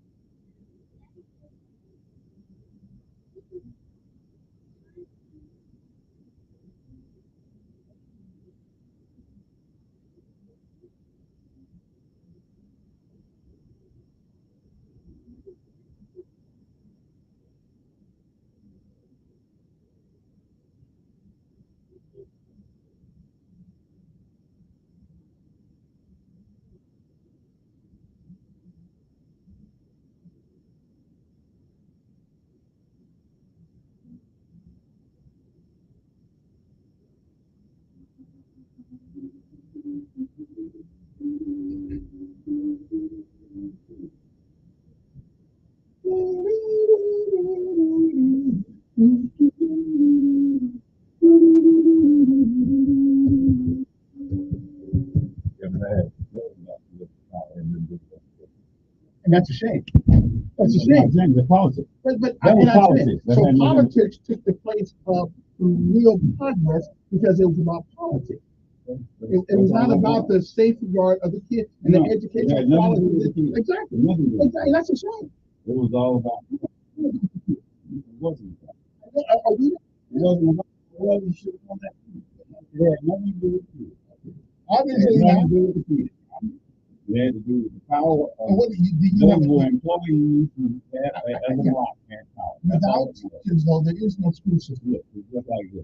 It's like saying the automotive union has something to do with quality of the car. They They do. don't. They No, do. they don't. If they They accept all employees, no. if they accept employees that will not do the job and keep them on payroll, then that's something to do with quality. That's expected. It's In all, other words, it's all when in a the car car. is when a car is recalled, it has nothing to do with the auto workers union. But that's a right. But the auto workers union The auto workers people union did has- something wrong. No. Yeah. The That's what people were members of that. Right. But that has nothing to do with the auto workers union. Yeah. Not directly, but indirectly, absolutely. They It had furnish the nothing to do- employees. No, they don't. They They're do. just members of the union. Right, okay, and being a member of that union means what? They get represented by the union in different For types labor issues. dealing with- Okay, exactly, labor issues. Absolutely. But You can't but separate. the skill sets that they have working on those cars, that's a separate issue. That's true, but they decide who stays, who goes. No, they don't. That's why they belong to No, the union. no, they help you if you are fired. Okay. They don't decide who comes and who Well, goes. They represent They are you. indirectly representing their people. that So, is- So what I'm saying is, Kevin, they are not part of the problem. They The auto- contribute to the problem indirectly. No, they don't. I'm sorry, you can't separate the arm from the body and say it's not It part may of be the a body. bad machine. You know, Exactly, but it may somebody, be a defective machine that's But causing a some- problem. but That somebody has should know nothing that. to do. So- See, somebody here's should what know I'm, that. Kevin, you're missing the whole point. What I'm saying is, a union I is know not, you did that. I know you did is there to represent. but they the are labor. still involved either directly or indirectly with many decisions. People make many decisions in businesses because of unions. They make many decisions. You know, you can get off track on the subject. Okay. And all we got here, we were talking about the AEA, and that's the teacher union. It's a That had teacher nothing union, to but do with the without the classroom. teachers, you have no union. But that has nothing to do with the But classroom. they got more power than they think they do. That's just a union that belongs. That may be true, That's but political without the power. teachers, nobody's teaching. The AEA has no involvement. Yeah, in what's going on. indirectly they did. When you take people's money out of the check, you got some direct. You do have something to do because that money they were paid was paid from right They state. were teaching union. That's it. Okay. That has nothing to do with that. You just disagree. Look, that has nothing to do with classroom. Indirectly they did. So that's just my mind.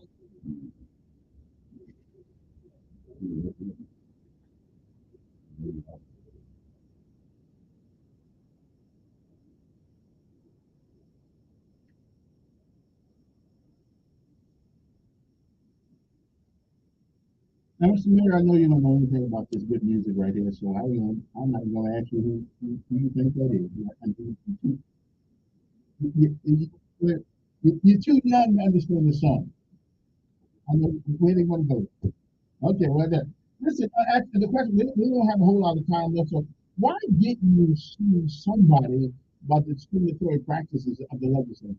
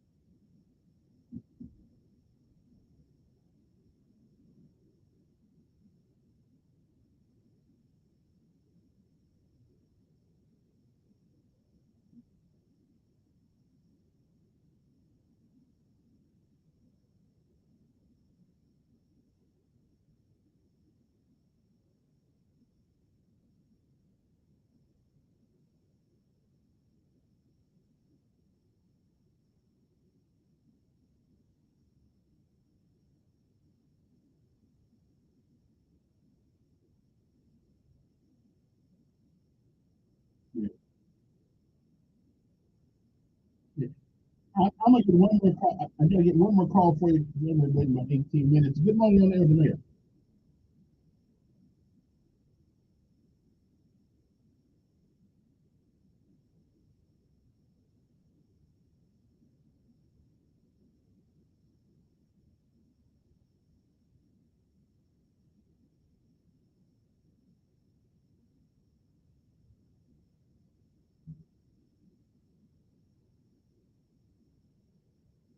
Okay, well, we got about 2 minutes left, so let's let him answer that one right there. And Mayor, you got 2 minutes.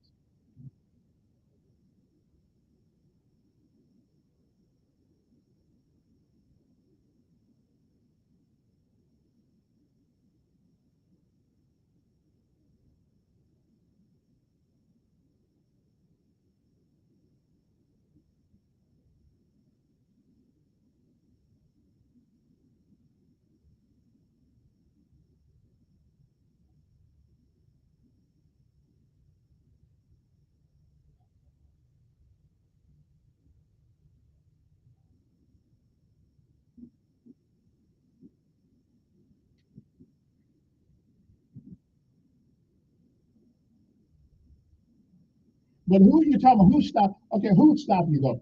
Give us a name. Who stopped you? Okay. Okay. Okay.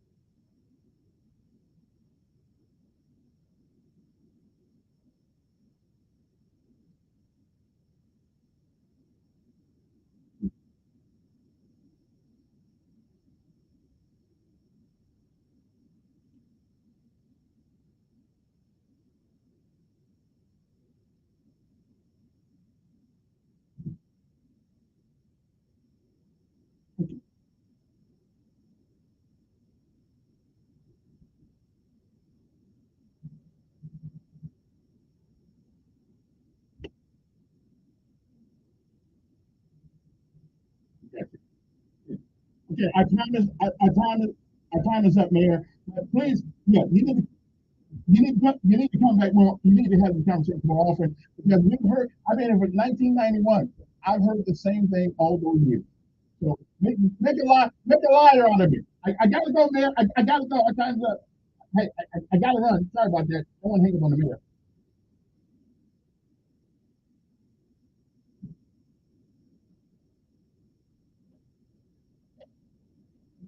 Yeah, yeah, there was something.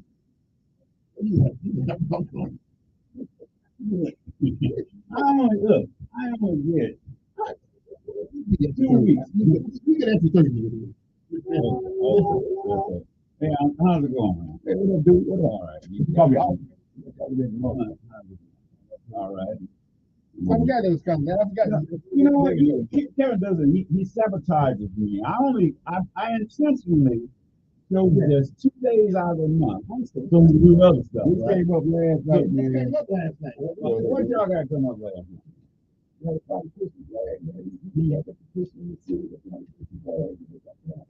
Right, Christmas. Kind of heated up there. Right, Christmas. Listen. They can fly the gay flag, the gay right flag. Hey, my thing is, you got to mix it with all the flag.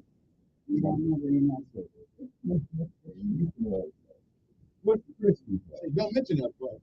I don't want the people try to say, what is the Christmas flag? I'm not going to say this is my show. Yeah, that's the whole issue here, is that you can't use one without giving everybody equal access. Yes, but what I do is I don't never name that flag, and I don't name the group, I don't name anything. All I do is that's the only reason why there's a controversy. That's the only reason why there's a controversy, because they allowed some and they didn't want to allow all. Yeah, I thought we did. They already highlighted it. Yeah, they did. They put it like, well, they've already closed. Yeah, That's the only that makes it. That's the only thing that makes it an issue. Actually. Yeah. What is his name? District. It was just one day. Really. That surprised me. One day. One day, and one day was like somebody just said somebody's mom. That's how mad it was. They would sit their butt up in church. They would sit their butt up in church will pat them on the back. Yeah, that one I didn't quite. Calhoun is a Calhoun was all those people in the first time. And so why would you? I don't know. That's kind of. They're beating out there for votes, man. They church members for votes. It's a social club. Social club. Ain't my circus. I ain't paid. You got me on that. Sometimes don't take a quick stand like that. For one thing, I'm not a person who's going to defend Christianity. I'm not going to defend Christianity. We ain't defending Christianity. We defending our right. What? I'm confused. Oh, no, listen. I'm a non-Christian. You support the First Amendment, right? Your right to be a spiritualist, right? You support that, right? Yeah. I support your right to be a spiritualist. Yeah, I support your right to be a Satanist. Islam. That's your right. I don't know what's going on. But what happened? You know the Constitution, right? What happened? I mean, one day yesterday, trying to get we got what a month. We got to fly the Christian flag for about a month. Look me up. Right. You go. He got your. This is okay. Okay. So you plug your over here. Okay, it's all this way. Oh.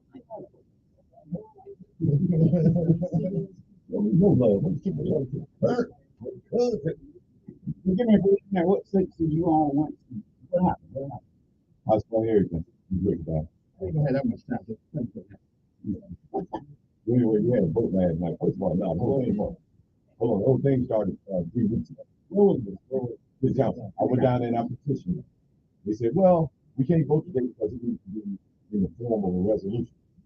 So we got it formatted in a resolution. We came back 3 weeks later with this yesterday.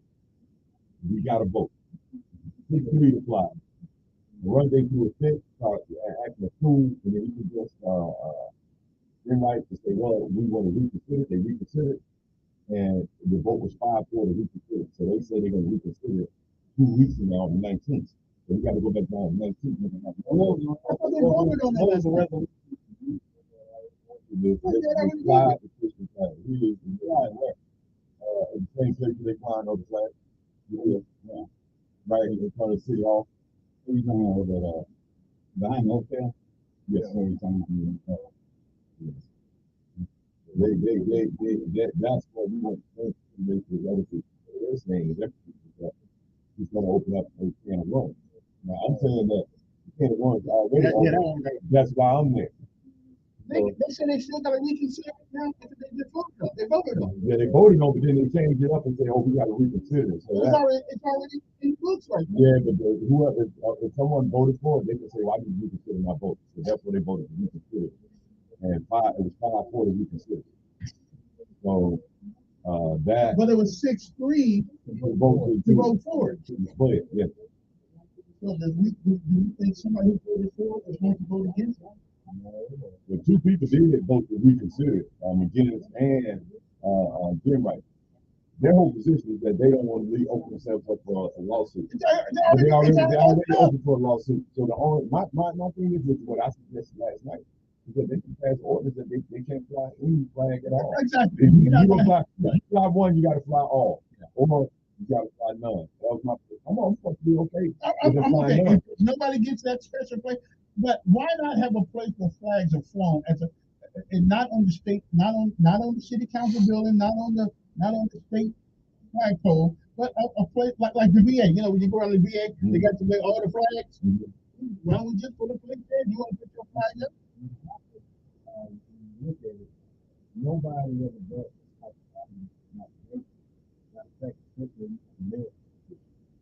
now, why all of a sudden You worry about lawsuits. But they've already opened up the Pandora's box. You got the NDO. Let's keep in mind what the NDO was supposed to be about. Non-discrimination. Here's what I want to find out. Did anybody ever vote on the gift card? No, they didn't. It was all the mayor. Exactly. Yeah. No. But what I'm saying is they can't say that the city didn't do it because the mayor is a city. But the city didn't do it. So now they're trying to say, well, the mayor did it, so the city didn't do it. Oh, the city did do it. I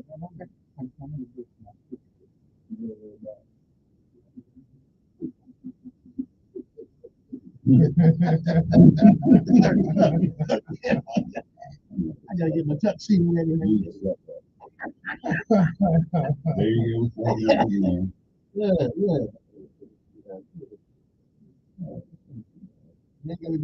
I got invited to the Trump thing a couple weeks Well, in ago. other words, there's a Christian flag. I didn't know it was such thing. Yeah, it's been around for a long time. Really? Yeah. So, Christian flag. What is this? What Christianity has it flag? The Christianity is different. When you read the Bible, Christianity is not a denomination. It is. I didn't know there was a flag for it. Yeah.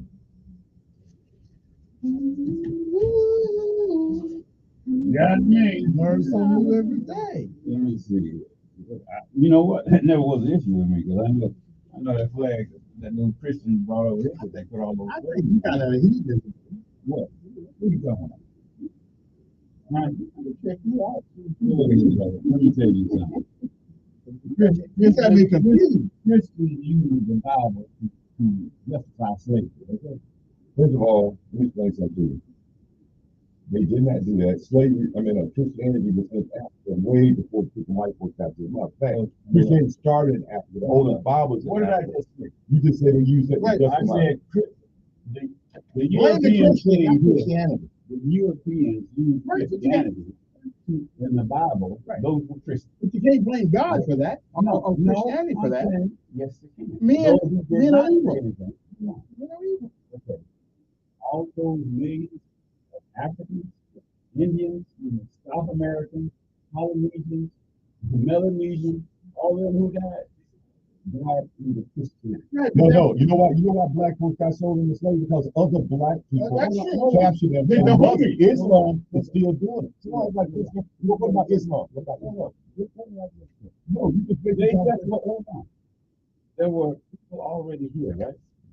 The indigenous people. I'm not going to get that. The indigenous people. I don't care. I really don't care.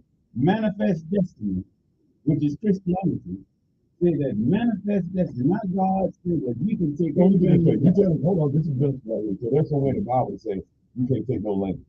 Is that what you're saying? If you're a Christian, you say that Christianity is calling you to be able to take that land. Give me the verse. That's manifest destiny. No, you get it. Not Christianity. No. That's manifest destiny. He's talking about the Bible. I'm asking you. Say that's manifest destiny. No, what's the biblical? Give me a verse that support this biblical principle. What I'm asking you. What is manifest destiny? I'm asking you. What verse is that? What is manifest what verse in the Bible or what chapter? I'm asking you. No, I'm asking you first. That is Christianity. Then you read the Bible. You're talking about the people. You're not talking about the No. I'm giving you the verse. I'm telling you, this may be a popular something. You make it something up. What is manifest destiny? No, what is the verse that's a biblical term? Yeah, what is manifest destiny? It don't matter. What was the United What States? is a car? What is a pencil? This is not in the oxygen. It's not a game. You say it's a biblical principle. I'm just asking you to back it up. That's what they say. I'm not going to defend. They say that. I'm not going to defend a false premise. You throwing a false premise. Ask me how often I beat my wife. What's that doing for me? Ask me how often you might ask how often I beat my wife. I'm just asking you. What is manifest? Okay, we are back. I wasn't planning this, but last night something happened at the I'm still sort of in the speaker because first time city council passes something, then they say, oh, well, after they pass it, then all of a sudden get 4 feet, and we're going to reconsider it. I mean, I'm lost. In other words, I lost my go there. Okay, I thought I came in here man, but I'm leaving out here like a transgender. So we saw transgenderism last night at work at the city council meeting last night. So people, they just forgot what they had. And our issue this morning is that last night city council meeting, uh, former city councilman really was an outstanding city councilman. Uh, he brought up that issue a couple weeks ago, matter of fact, 2 weeks ago, about flying the Christian flag like they fly just like many other flags around town. And we have flown flags with consecutive orders without voting on anything. We just float. Ooh, let it fly. Well, all of a sudden, though, you want to fly the Christian flag, and now they're all worried about getting sued. Y'all worried about, well, you open up a can of worms. We have, you know the flag that flies down there. You know what's going on every June.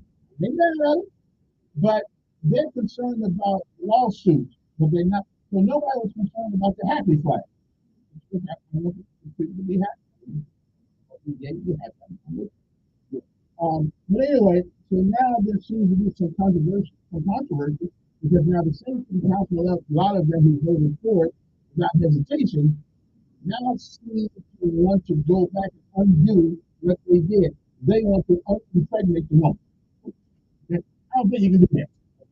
But anyway, we're agreeing with it, and Pastor Willie Knight is whatever, actually, young. We did that about a year. We did all right. And so now it's a controversy. Why is it that everything that Christian folks are doing is being controversial? Yeah. Well, it's basically, first of all, thank you for having me on, and thank you for all those out there that have supported our effort. I think because right now in the public square, there's this false, big concept of separation of church and state.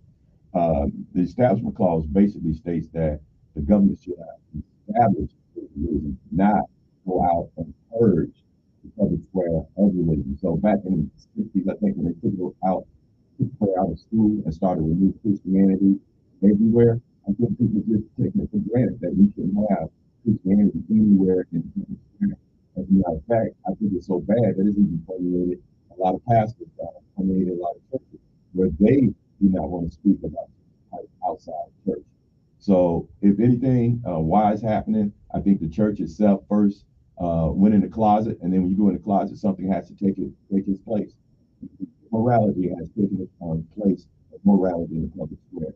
Now, once again, we're not saying that you need to force it on it, but I do think if immorality is going to get a lot of play, and it's going to be everywhere in the schools, it's going to be on the air, then I see no problem with us going out and being able to, with the First Amendment, be able to make our case also.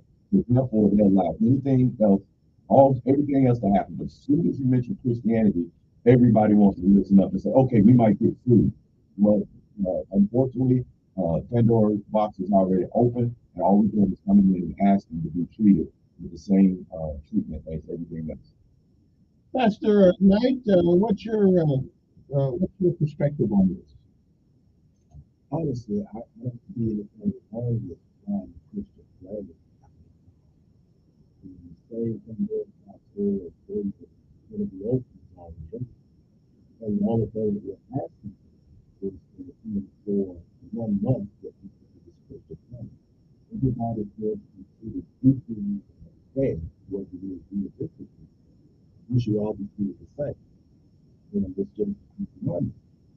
The only time there's conflict and problem is with the person who Let me ask you a question.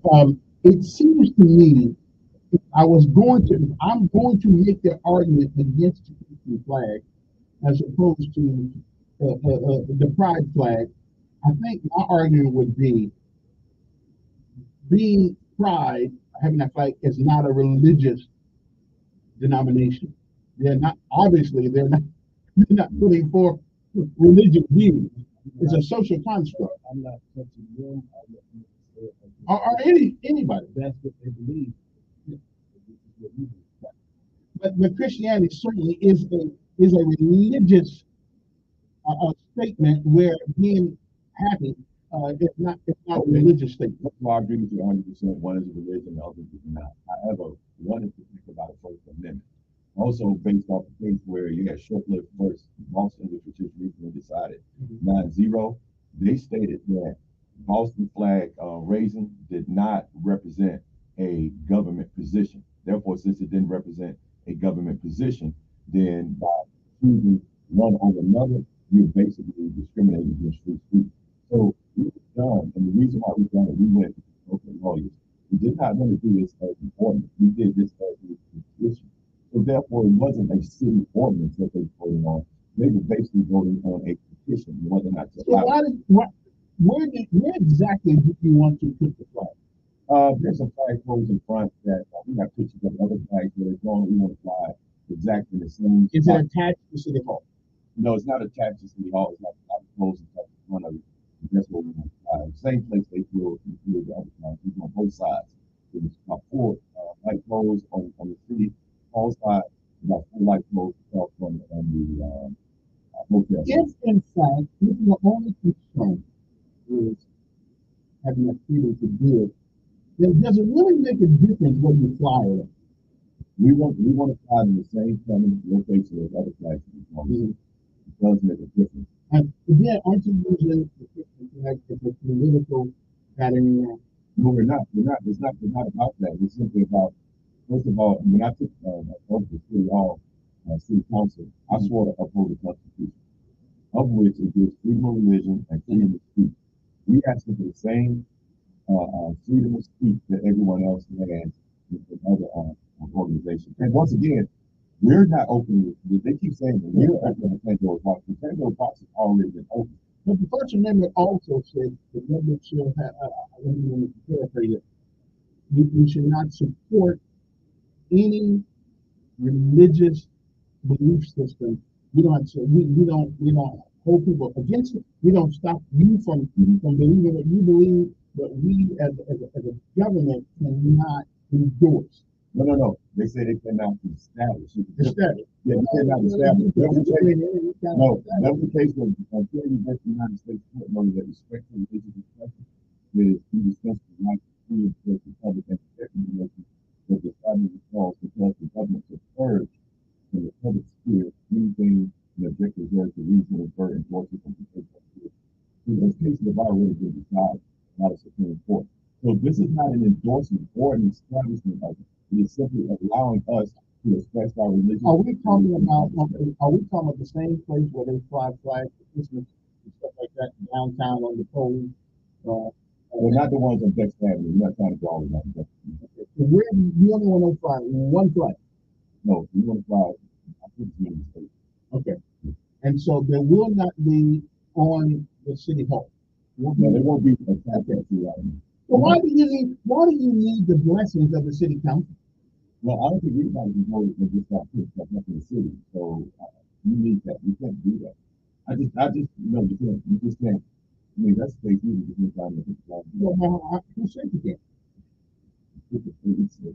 No, I don't think you do that. I'm not going to take that legally. We would much rather give the blessing of the city because we want to hold it on. We want to hold it. But it's not a city function.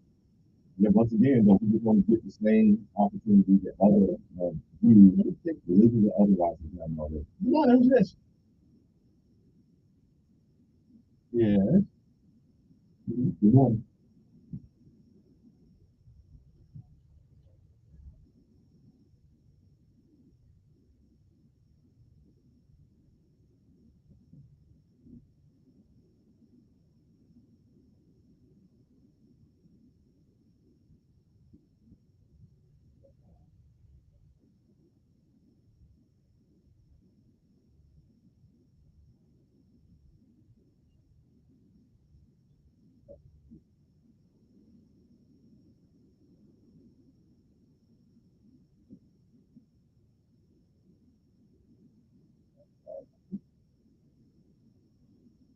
Yes, ma'am.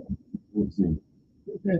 Let me ask you a question. Somewhere in the book, and you can tell me exactly where that is, it says, let me paraphrase it, if you do things to get the get the approval or praise of the praise of man, then you already have your reward. Right. So is it really that important that we put these flags on, or is it more important to live on it? I'm not a great person. That's right. That's right.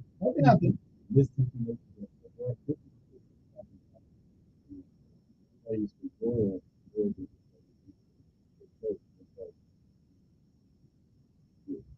we just talked about that. And again, though somebody said the sermons are the ones people see, not the ones that they hear in the sermon. That's my point. So my point is that and again, I hope they let in the Bible because they let us right there. But if they don't, that doesn't stop you guys from doing the work that you do.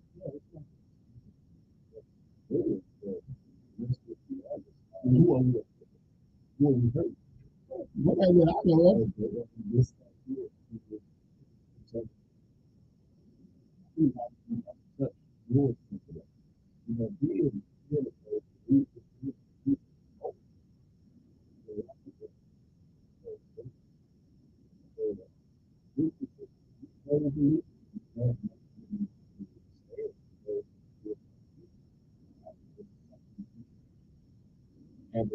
Can't you put it up in front of your house?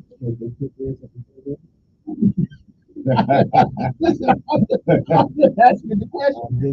Put it on your car, on your house. Yeah. I mean, the whole thing seems to be a much ado about nothing. Because the mayor is the administrator too, right? Here's what bothers me. We have a black mayor, and here we have an issue that is a non-issue that two black men are bringing here and making a big deal about it. If you go to the mayor and say, "Look, Mayor, can you bring our 50 flag?" Yes, we did. And what did he say? We're gonna make a resolution. We'll vote on the clip. They're not to do a resolution. It doesn't matter. They said it had to be a resolution. It doesn't have to be. Well, you should have told that to them, but that's what they said. Here's something. Because it's not a government act. That's the reason we should do it. Here's the interesting thing is that the Pandora box, they're asking for a city ordinance to fly flags. The public flag on like executive order. We're not asking for a city ordinance. We're going to take resolution. Hold on. First of all, he's not retired. He's elected official. And that's an administrative order. All he can do is say, okay, let me ask you a question. It's not a function of government. Okay, can I ask? Go ahead. The question was, why did we do an ordinance? First of all, we didn't do it because right. Then, according to the Supreme Court, that becomes express government speech.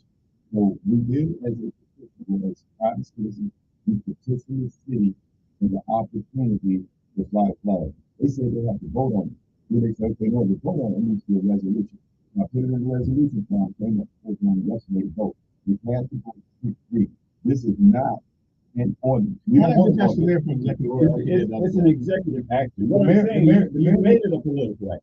Let's put the city council into it. The city council has to act as a group. It's a resolution. All right, let's see the council. A lot of there's ordinance, which is actually laws, right? Then there's the resolution where they basically resolve to make a date or three points. Those are resolutions. What I'm saying is this is not an ordinance. This is not government speech. This is basically, can we fly flags? Why not just ask the mayor? It was a simple executive order. But the mayor says, no, we still want that right. So now you've made it political. No, we didn't make it political. Because it's a simple act where the mayor of Montgomery, if you ask him, Mayor, we hang this flag up, this okay, hang it up. So he says, if he says no, did he say no? Then I think you go. Did he say no? Your way. Did he say no? First of all, did you ask him and he said no? Hold on, my brother. Let's relax.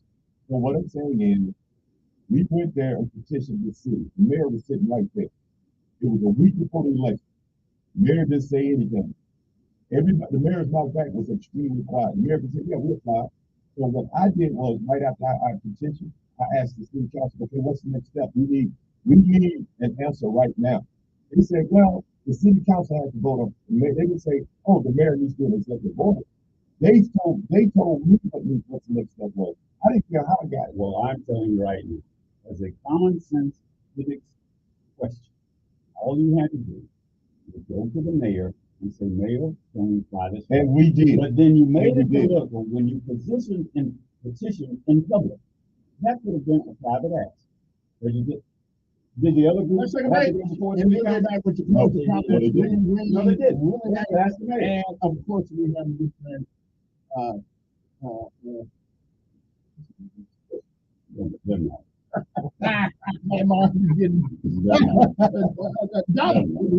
We'll be back. Okay. Is it political or is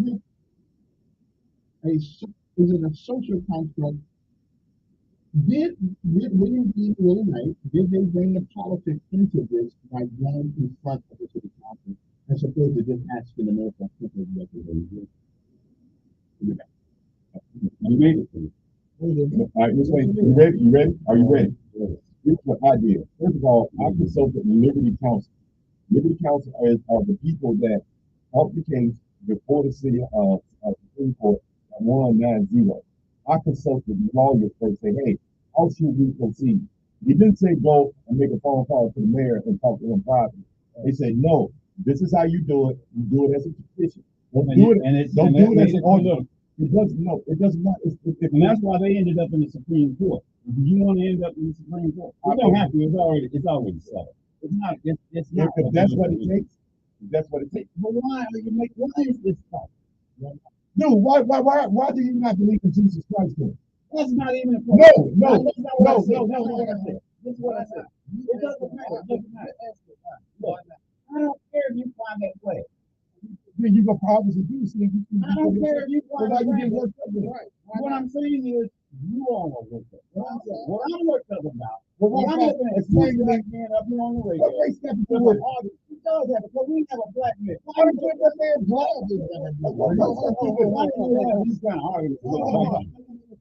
We got enough problems in this city, and now we arguing about a place. Let me ask you no, because this is You know what? You know why? Because when I was in office, the same gay look, is the gay flag an issue for you? Yes, now that's the problem. That's the problem. That's the problem. I don't have a problem with the gay flag. But you have a problem with the flag.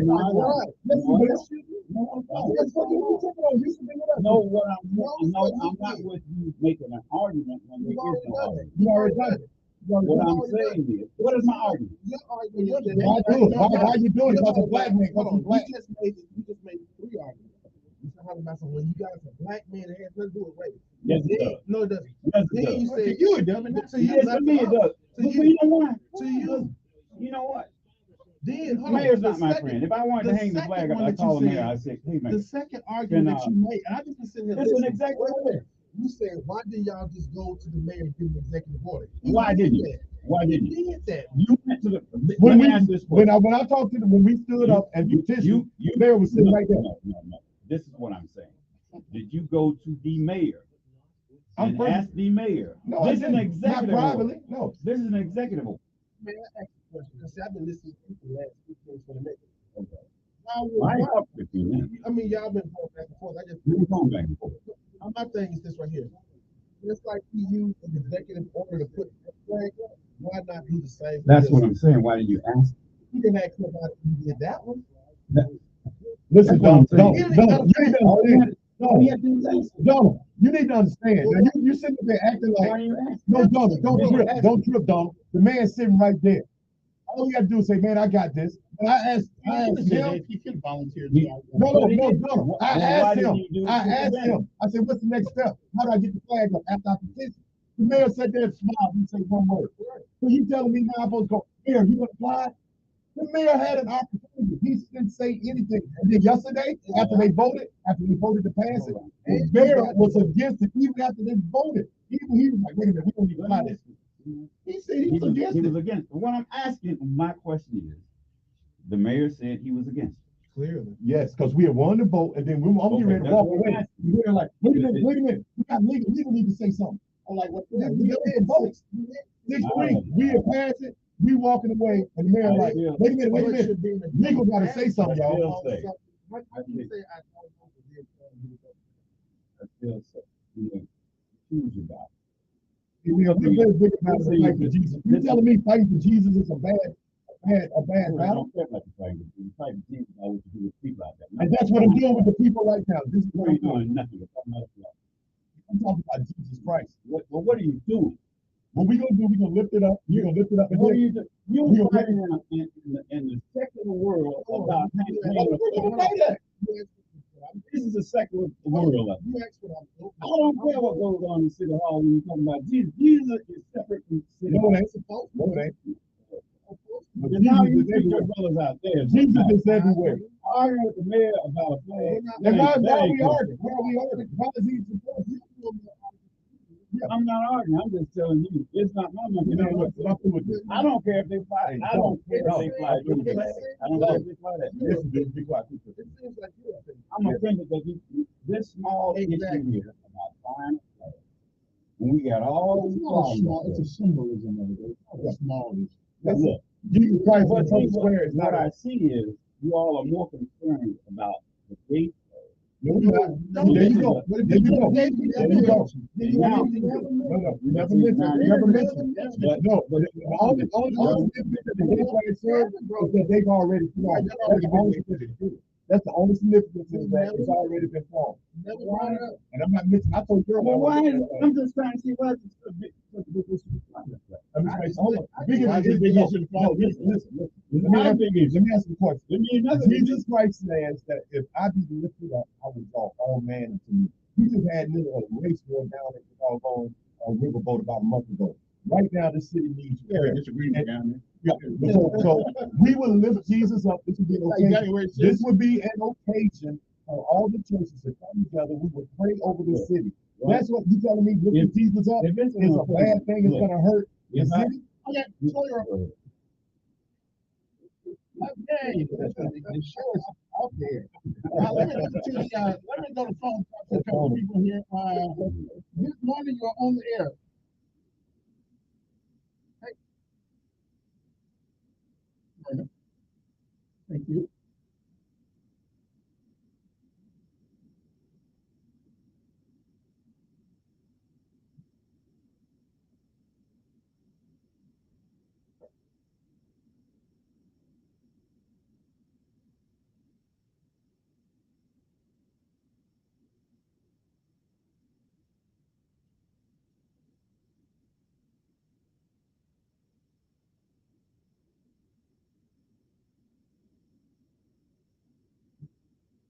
Okay, once again, I keep referring to the same case that they just decided in the Supreme Court that this is not what it does. Freedom from the First Amendment, which is the Abolition Clause and Free Exercise Clause, basically says simply not to exclude or purge Christianity from the public or religion from the public sphere. It simply means that the government does not establish a religion. In their case, when they decided that this does not constitute government speech, therefore, since it does not constitute government speech, this is preaching for the public, since they've already established those codes as a public space for the public. Therefore, to discriminate and allow one and disallow another is to violate the free exercise clause. And that's what it does. It's not nowhere in the First Amendment does it say you can purge it. But what we're saying is the president has already been set the last 4 years to fly in front of the city. Therefore, City Hall, we're asking for the same consideration for others. This is not us coming in saying take all the flags down and don't fly all the flags. We simply just the door's been open. We just want to walk through the door and get the consideration. That's all we're asking. Now, yes, we can fly the flag in front of our home, fly on our car, fly it anywhere, just like other groups do that also. But at this point, when the city does that and say, hey, we're going to put up one ideology, all we come down is on the First Amendment to put up our ideology. Not, and also the city attorney said, the Confederacy can come down. Yes, they can. They can come down. All I'm saying is this then is either going to be all flags or no flags. Has an ordinance which I'm 100% with that says no flags will be flown by the city other than the city, county, and state flag and federal flag. I'm okay with that.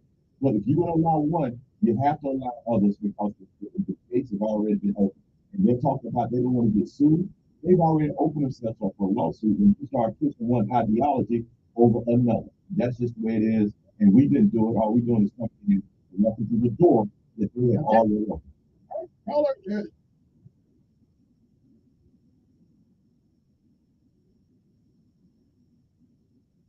Well, you let me ask your opinion. Once again, nobody can sit up here and say I said anything against. Well, no,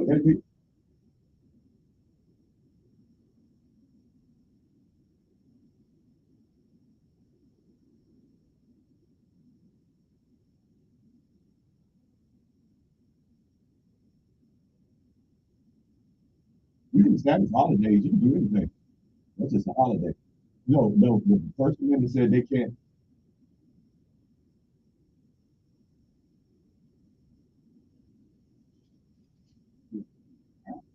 That's basically Congress should make no law respecting the establishment of this or prohibiting the free exercise. Good morning on air.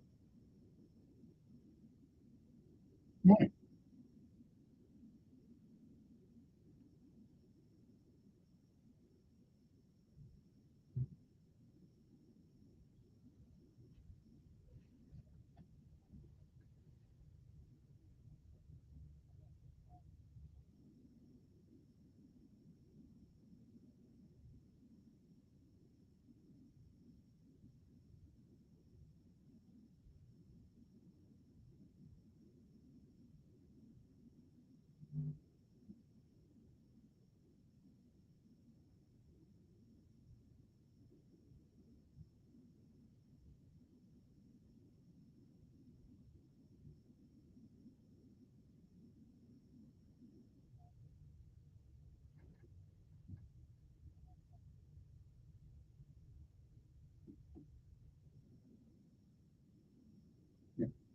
I appreciate it. Also, John, I think the mayor initiated that. No, in other words, here's what I want to say. You know what? Sometimes there's a word that I use sometimes, and I just call unrealistic expectations. That means if you expect someone to think what you're thinking, you have to ask the question to get the answer. Don't assume that someone is going to give you the answer you want. No, that's unrealistic expectation. Hey, there are a lot of things that could does not exist in my dictionary. Okay? Could, should, and would, you either do or you don't. You ask a question to get an answer. And you don't make an assumption. You assumed. No, first of all, we asked the question right after I read the petition. It was there. I said, hey, what's the next step? At that particular point, I looked at the mayor. The mayor just smiled. All the mayors did say, yeah, I got you, boy. You're going to fly. So I did ask the mayor. Now, your problem is that I asked him publicly. Did you inquire or did you ask? I asked. You asked the mayor. Go look at it. Okay. Go look at it. I mean, that's my thing. Okay. You go to jail on implication. Yes. No, I said, did you what's the inquire? Did you ask? No, because after I read it, Jim Wright said, thank you. I said, wait a minute. What's the next step? I want to fly the flag. What do we do next? I looked at the mayor. And then I looked at Jim Wright. And that's when Brenda Blaylock said, well, they can vote on it. That's when Brandon Lyons said, okay, let's vote on it now. Yeah, that's when Jim Wright said, no, we need a resolution. So they said, okay, we need a format. And so come back in 3 weeks, and we will vote on it. That was yesterday. One day this the CC tried to look at, like I brought it on them, like they didn't have to look at it. When I came here, you see this right here? We gave this right here to everyone. All of them, we upset that we did it in public. I can't just, I don't have it here. I don't have it here. It has become a political issue. That had to be a resolution. But they asked for that. Well, that's what they asked. When you went to the city council, that is the city council's business. Okay. And when you go to the mayor, that is the mayor's business. Yes. Okay. But the mayor is sitting there because that is the city council meeting. This is the second time. But you went to city council. You didn't go to the mayor. Speaking of the which, mayor is sitting there at the city. Speaking of which, we lost county for years. The mayor can bring up anything he wants to call non-agenda item, and he can do that. So if the mayor wants to do it, he could have did it. You acting like when I look at the mayor and say, well, let me grab another call right now. Let me go. Let me grab it. Good morning, on that. See where you're going.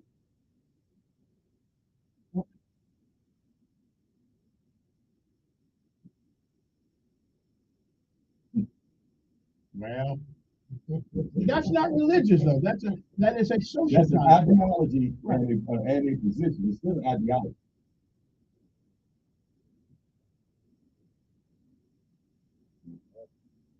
Yeah.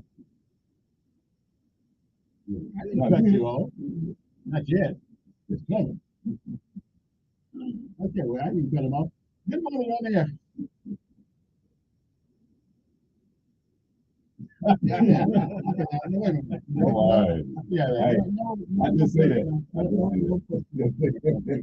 Never right to disagree with any output. I must admit, there is a difference between a social construct and a religious organization. You forgot this. Black Lives Matter was a political thing. Christianity is not political, although their politics brought into it. And it's protected by the First Amendment. The thing about this is protected by the First Amendment, and this goes way before holidays, ideologies, or whatever. In the establishment of this country, the First Amendment protected my right to free exercise in my religion, as well as it's and therein lies, I hope you got this. Therein lies the point here. Black Lives Matter, gay, whatever, those are not religious. But they're protected. They're protected. You have to understand what I'm saying. I'm not believing that. I'll be here.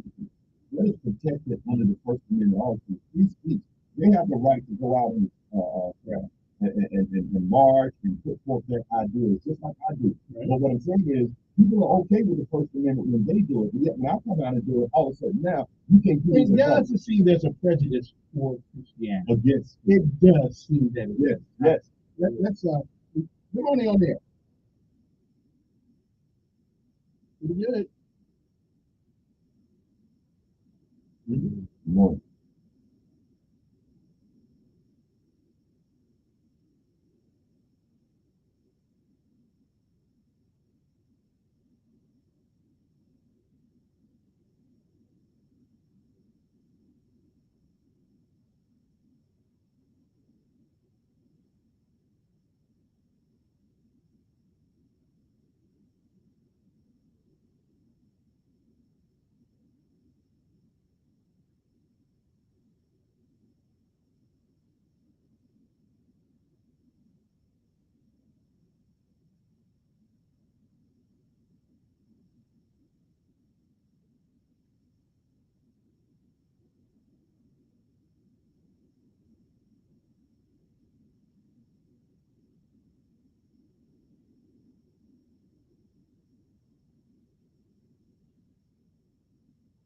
Right. That is a point.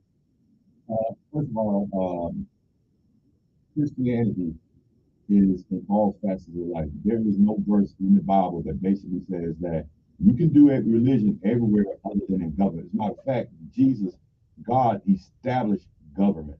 Okay, so you can't sit up here and say that, oh, as far as politics concerned, you can be a Christian everywhere but here in politics.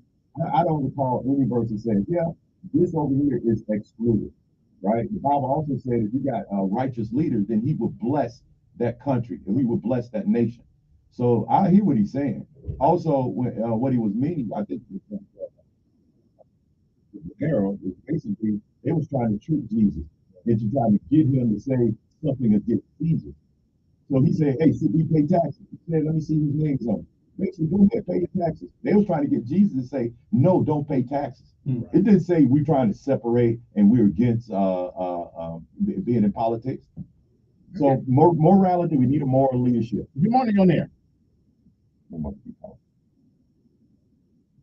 morning.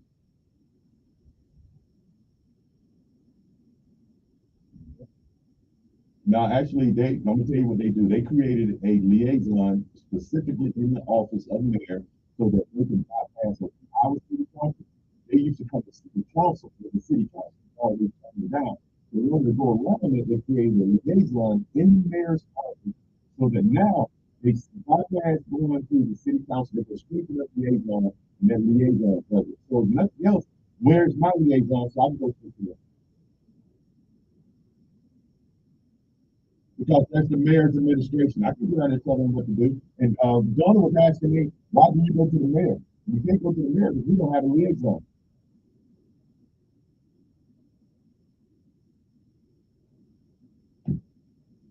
Now there's only been one flag. There's only been one flag. Yeah. Well, that's what we're trying to do. Yeah, that's what I agree with you.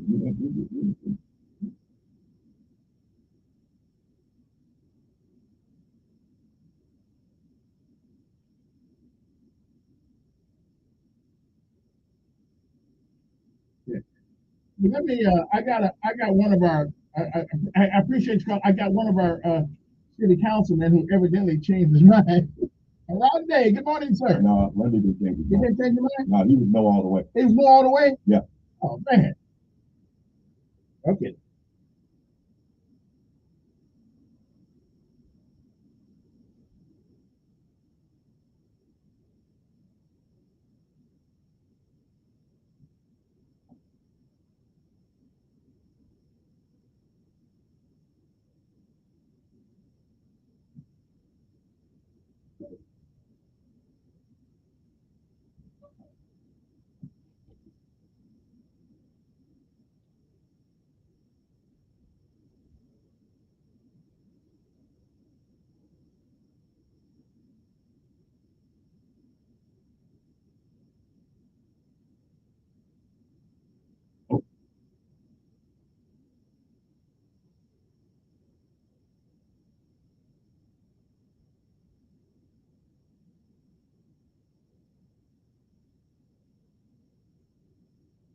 Okay, I hear what you're saying, and I understand you upset and you're visibly upset.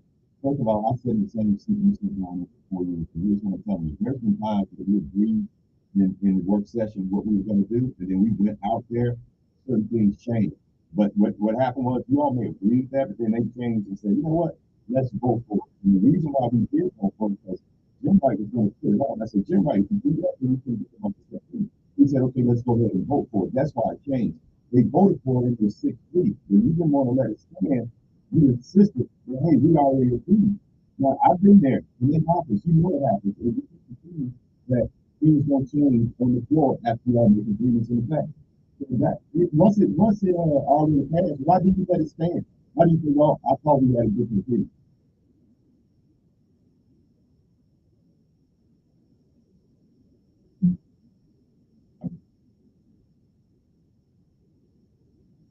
Because there was when other flags were flying, we prevented because we prevented other flags. We didn't break it up because it wasn't an issue. Because we prevented other flags from flying. This wasn't an issue. The Pandora's box wasn't open yet. Pandora's box wasn't open at that time. Yes, they stood to city council. There was no liaison to go straight to the executive office. Yes, it went to the city council, and we said no. I can show you. Well, I can't show you emails now. Yes, the flag that's being flown. There's only one flag. You don't understand. It came through city council. Ask Jim Wright. Ask Jim Wright. Ask who else was there? Ask Glenn Pruitt. Ask Glenn Pruitt and Jim Wright. They were there. Yes, and Brandley Lyons was there too. We can tell you, we got emails all the time. Well, Councilman, let me ask you a question. Said no. Yes, since you voted initially for it. No, he voted against it. Okay, so he was. Yeah, he was never. Why would you be against it?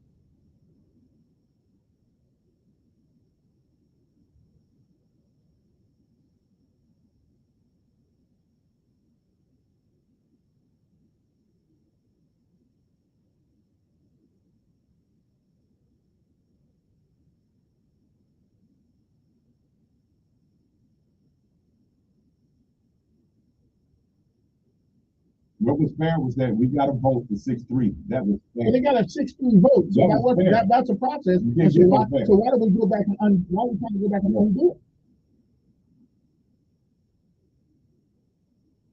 And then you all voted no. You all voted against it. That's fair.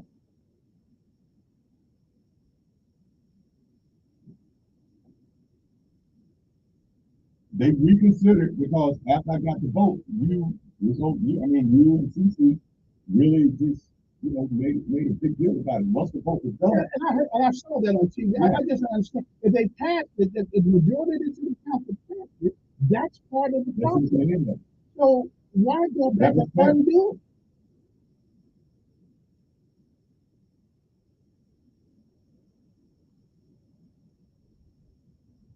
Yeah. After you pass it?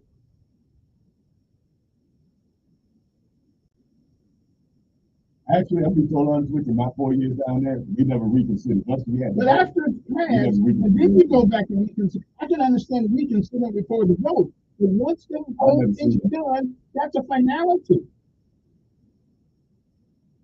We're not saying, look, we're not saying William Boyd down there a couple times too. Yeah, once something came to vote, we stuck with it. After you pass it? And they never did it once when I was there. Seriously, after you pass it? I've never seen it. Not when I was there for 4 years.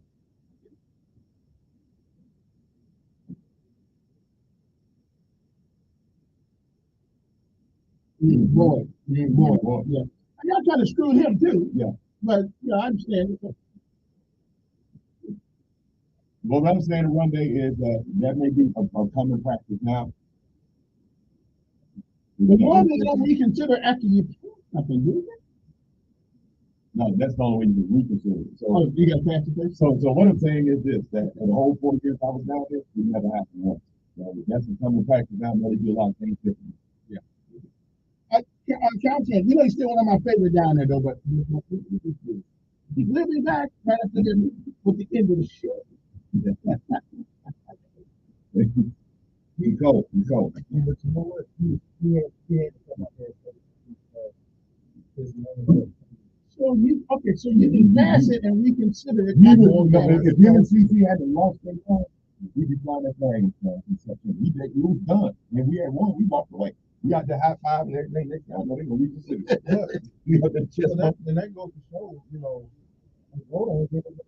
like a money really working anything. If you can go back, and regardless of what it is, you come down there with an issue, you can say, they vote 9-0 for 9-8. One person keeps it fit. Undone. Regardless of all the work that he's done to get this thing put up established. So now their word is no longer bond. We were in the back room and the guy wanted to get some good for the state. We looked at his page and everything, and everybody said 9-0, we gonna vote for it. We went out there in front of our city council, Reed, John Knight, and other people came in and spoke against it. We got plans for the Alabama State. You know, every last one of them vote is something. It just fell 8-1. I said, listen, I think you voted against me. I said, I voted because you got plans. It's right down over Alabama State on the north side of Potter Road. They ain't built anything. And so what I'm saying is, it happens all the time. He trying to say, the people do be doing good. He acting like nobody had changed their mind all the time. They change their mind all the time. He trying to hide behind that. We will vote. Yes. So, and let's not say we were unprepared. Let me backtrack to something. What you've done. Okay, if you're talking Christianity, you're talking about what you see out. Hold on, let's go. But you know what it end up? I think you're more concerned that they do the gay right flag out there. That's what it's like. The lady that called to treat everybody the same. Treat everybody. Okay, the mayor put the gay flag up there. The mayor did it. The city did it. The mayor did. The city did. Who's the mayor? The city did. The mayor did. The city. Was there one that flag?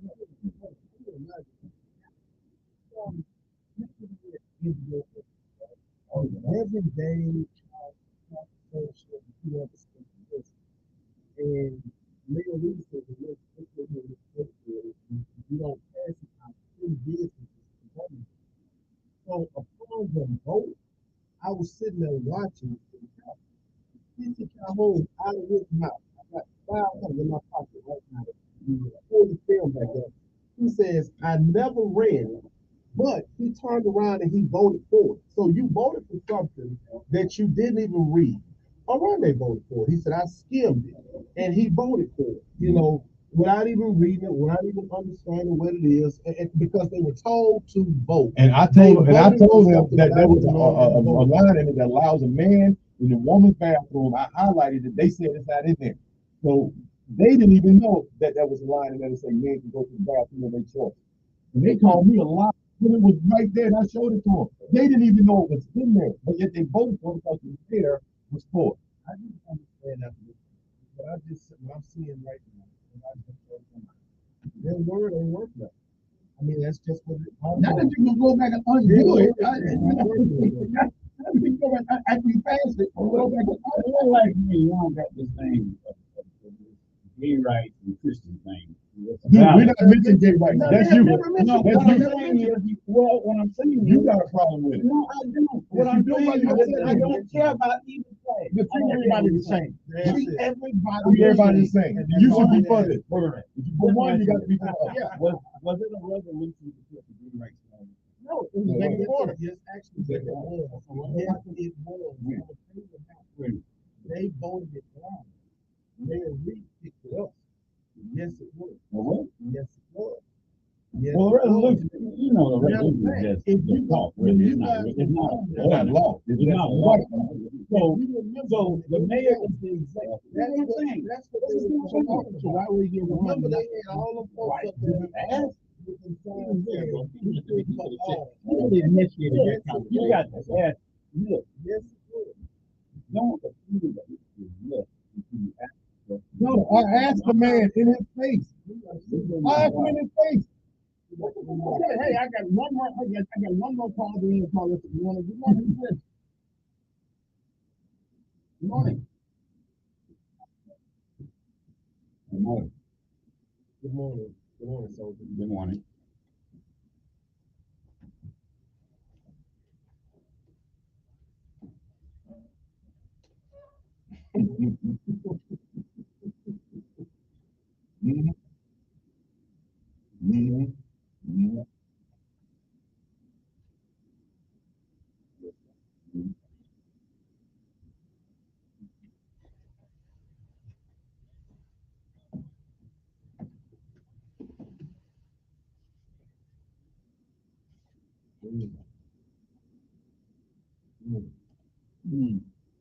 Well, again, that's I don't think I got time for another call. We got 30 seconds. Give me your last word. First of all, I'd like to thank you for having me on Donald, and thank you, Mike, for coming to support us. We're not opening up Pandora's box. They're trying to say that we're opening up Pandora's box. Pandora's box has been open the last 4 years. All we're doing is coming in and asking for people to. Also, this is not doesn't violate the establishment clause. I'm not allowing us to violate the peace. We'll be back tomorrow. Get what I said the same. Have a great day. I'm going to get down to the time that next they're done. They got some people. You know what I'm saying? I look up. I'm saying, yeah. He got me. You and the man. You can't do that. I choose to come here with a different perspective. Like on this issue here, it's really a non-issue. I don't know why you can't talk to the mayor. I mean, you're on the radio. This gets it out. It's political when you come up here. You're taking up my political time to talk about political issues. You call it Christianity, but what you're doing is saying you're going to say council department, and then I look it up here. There's no reason.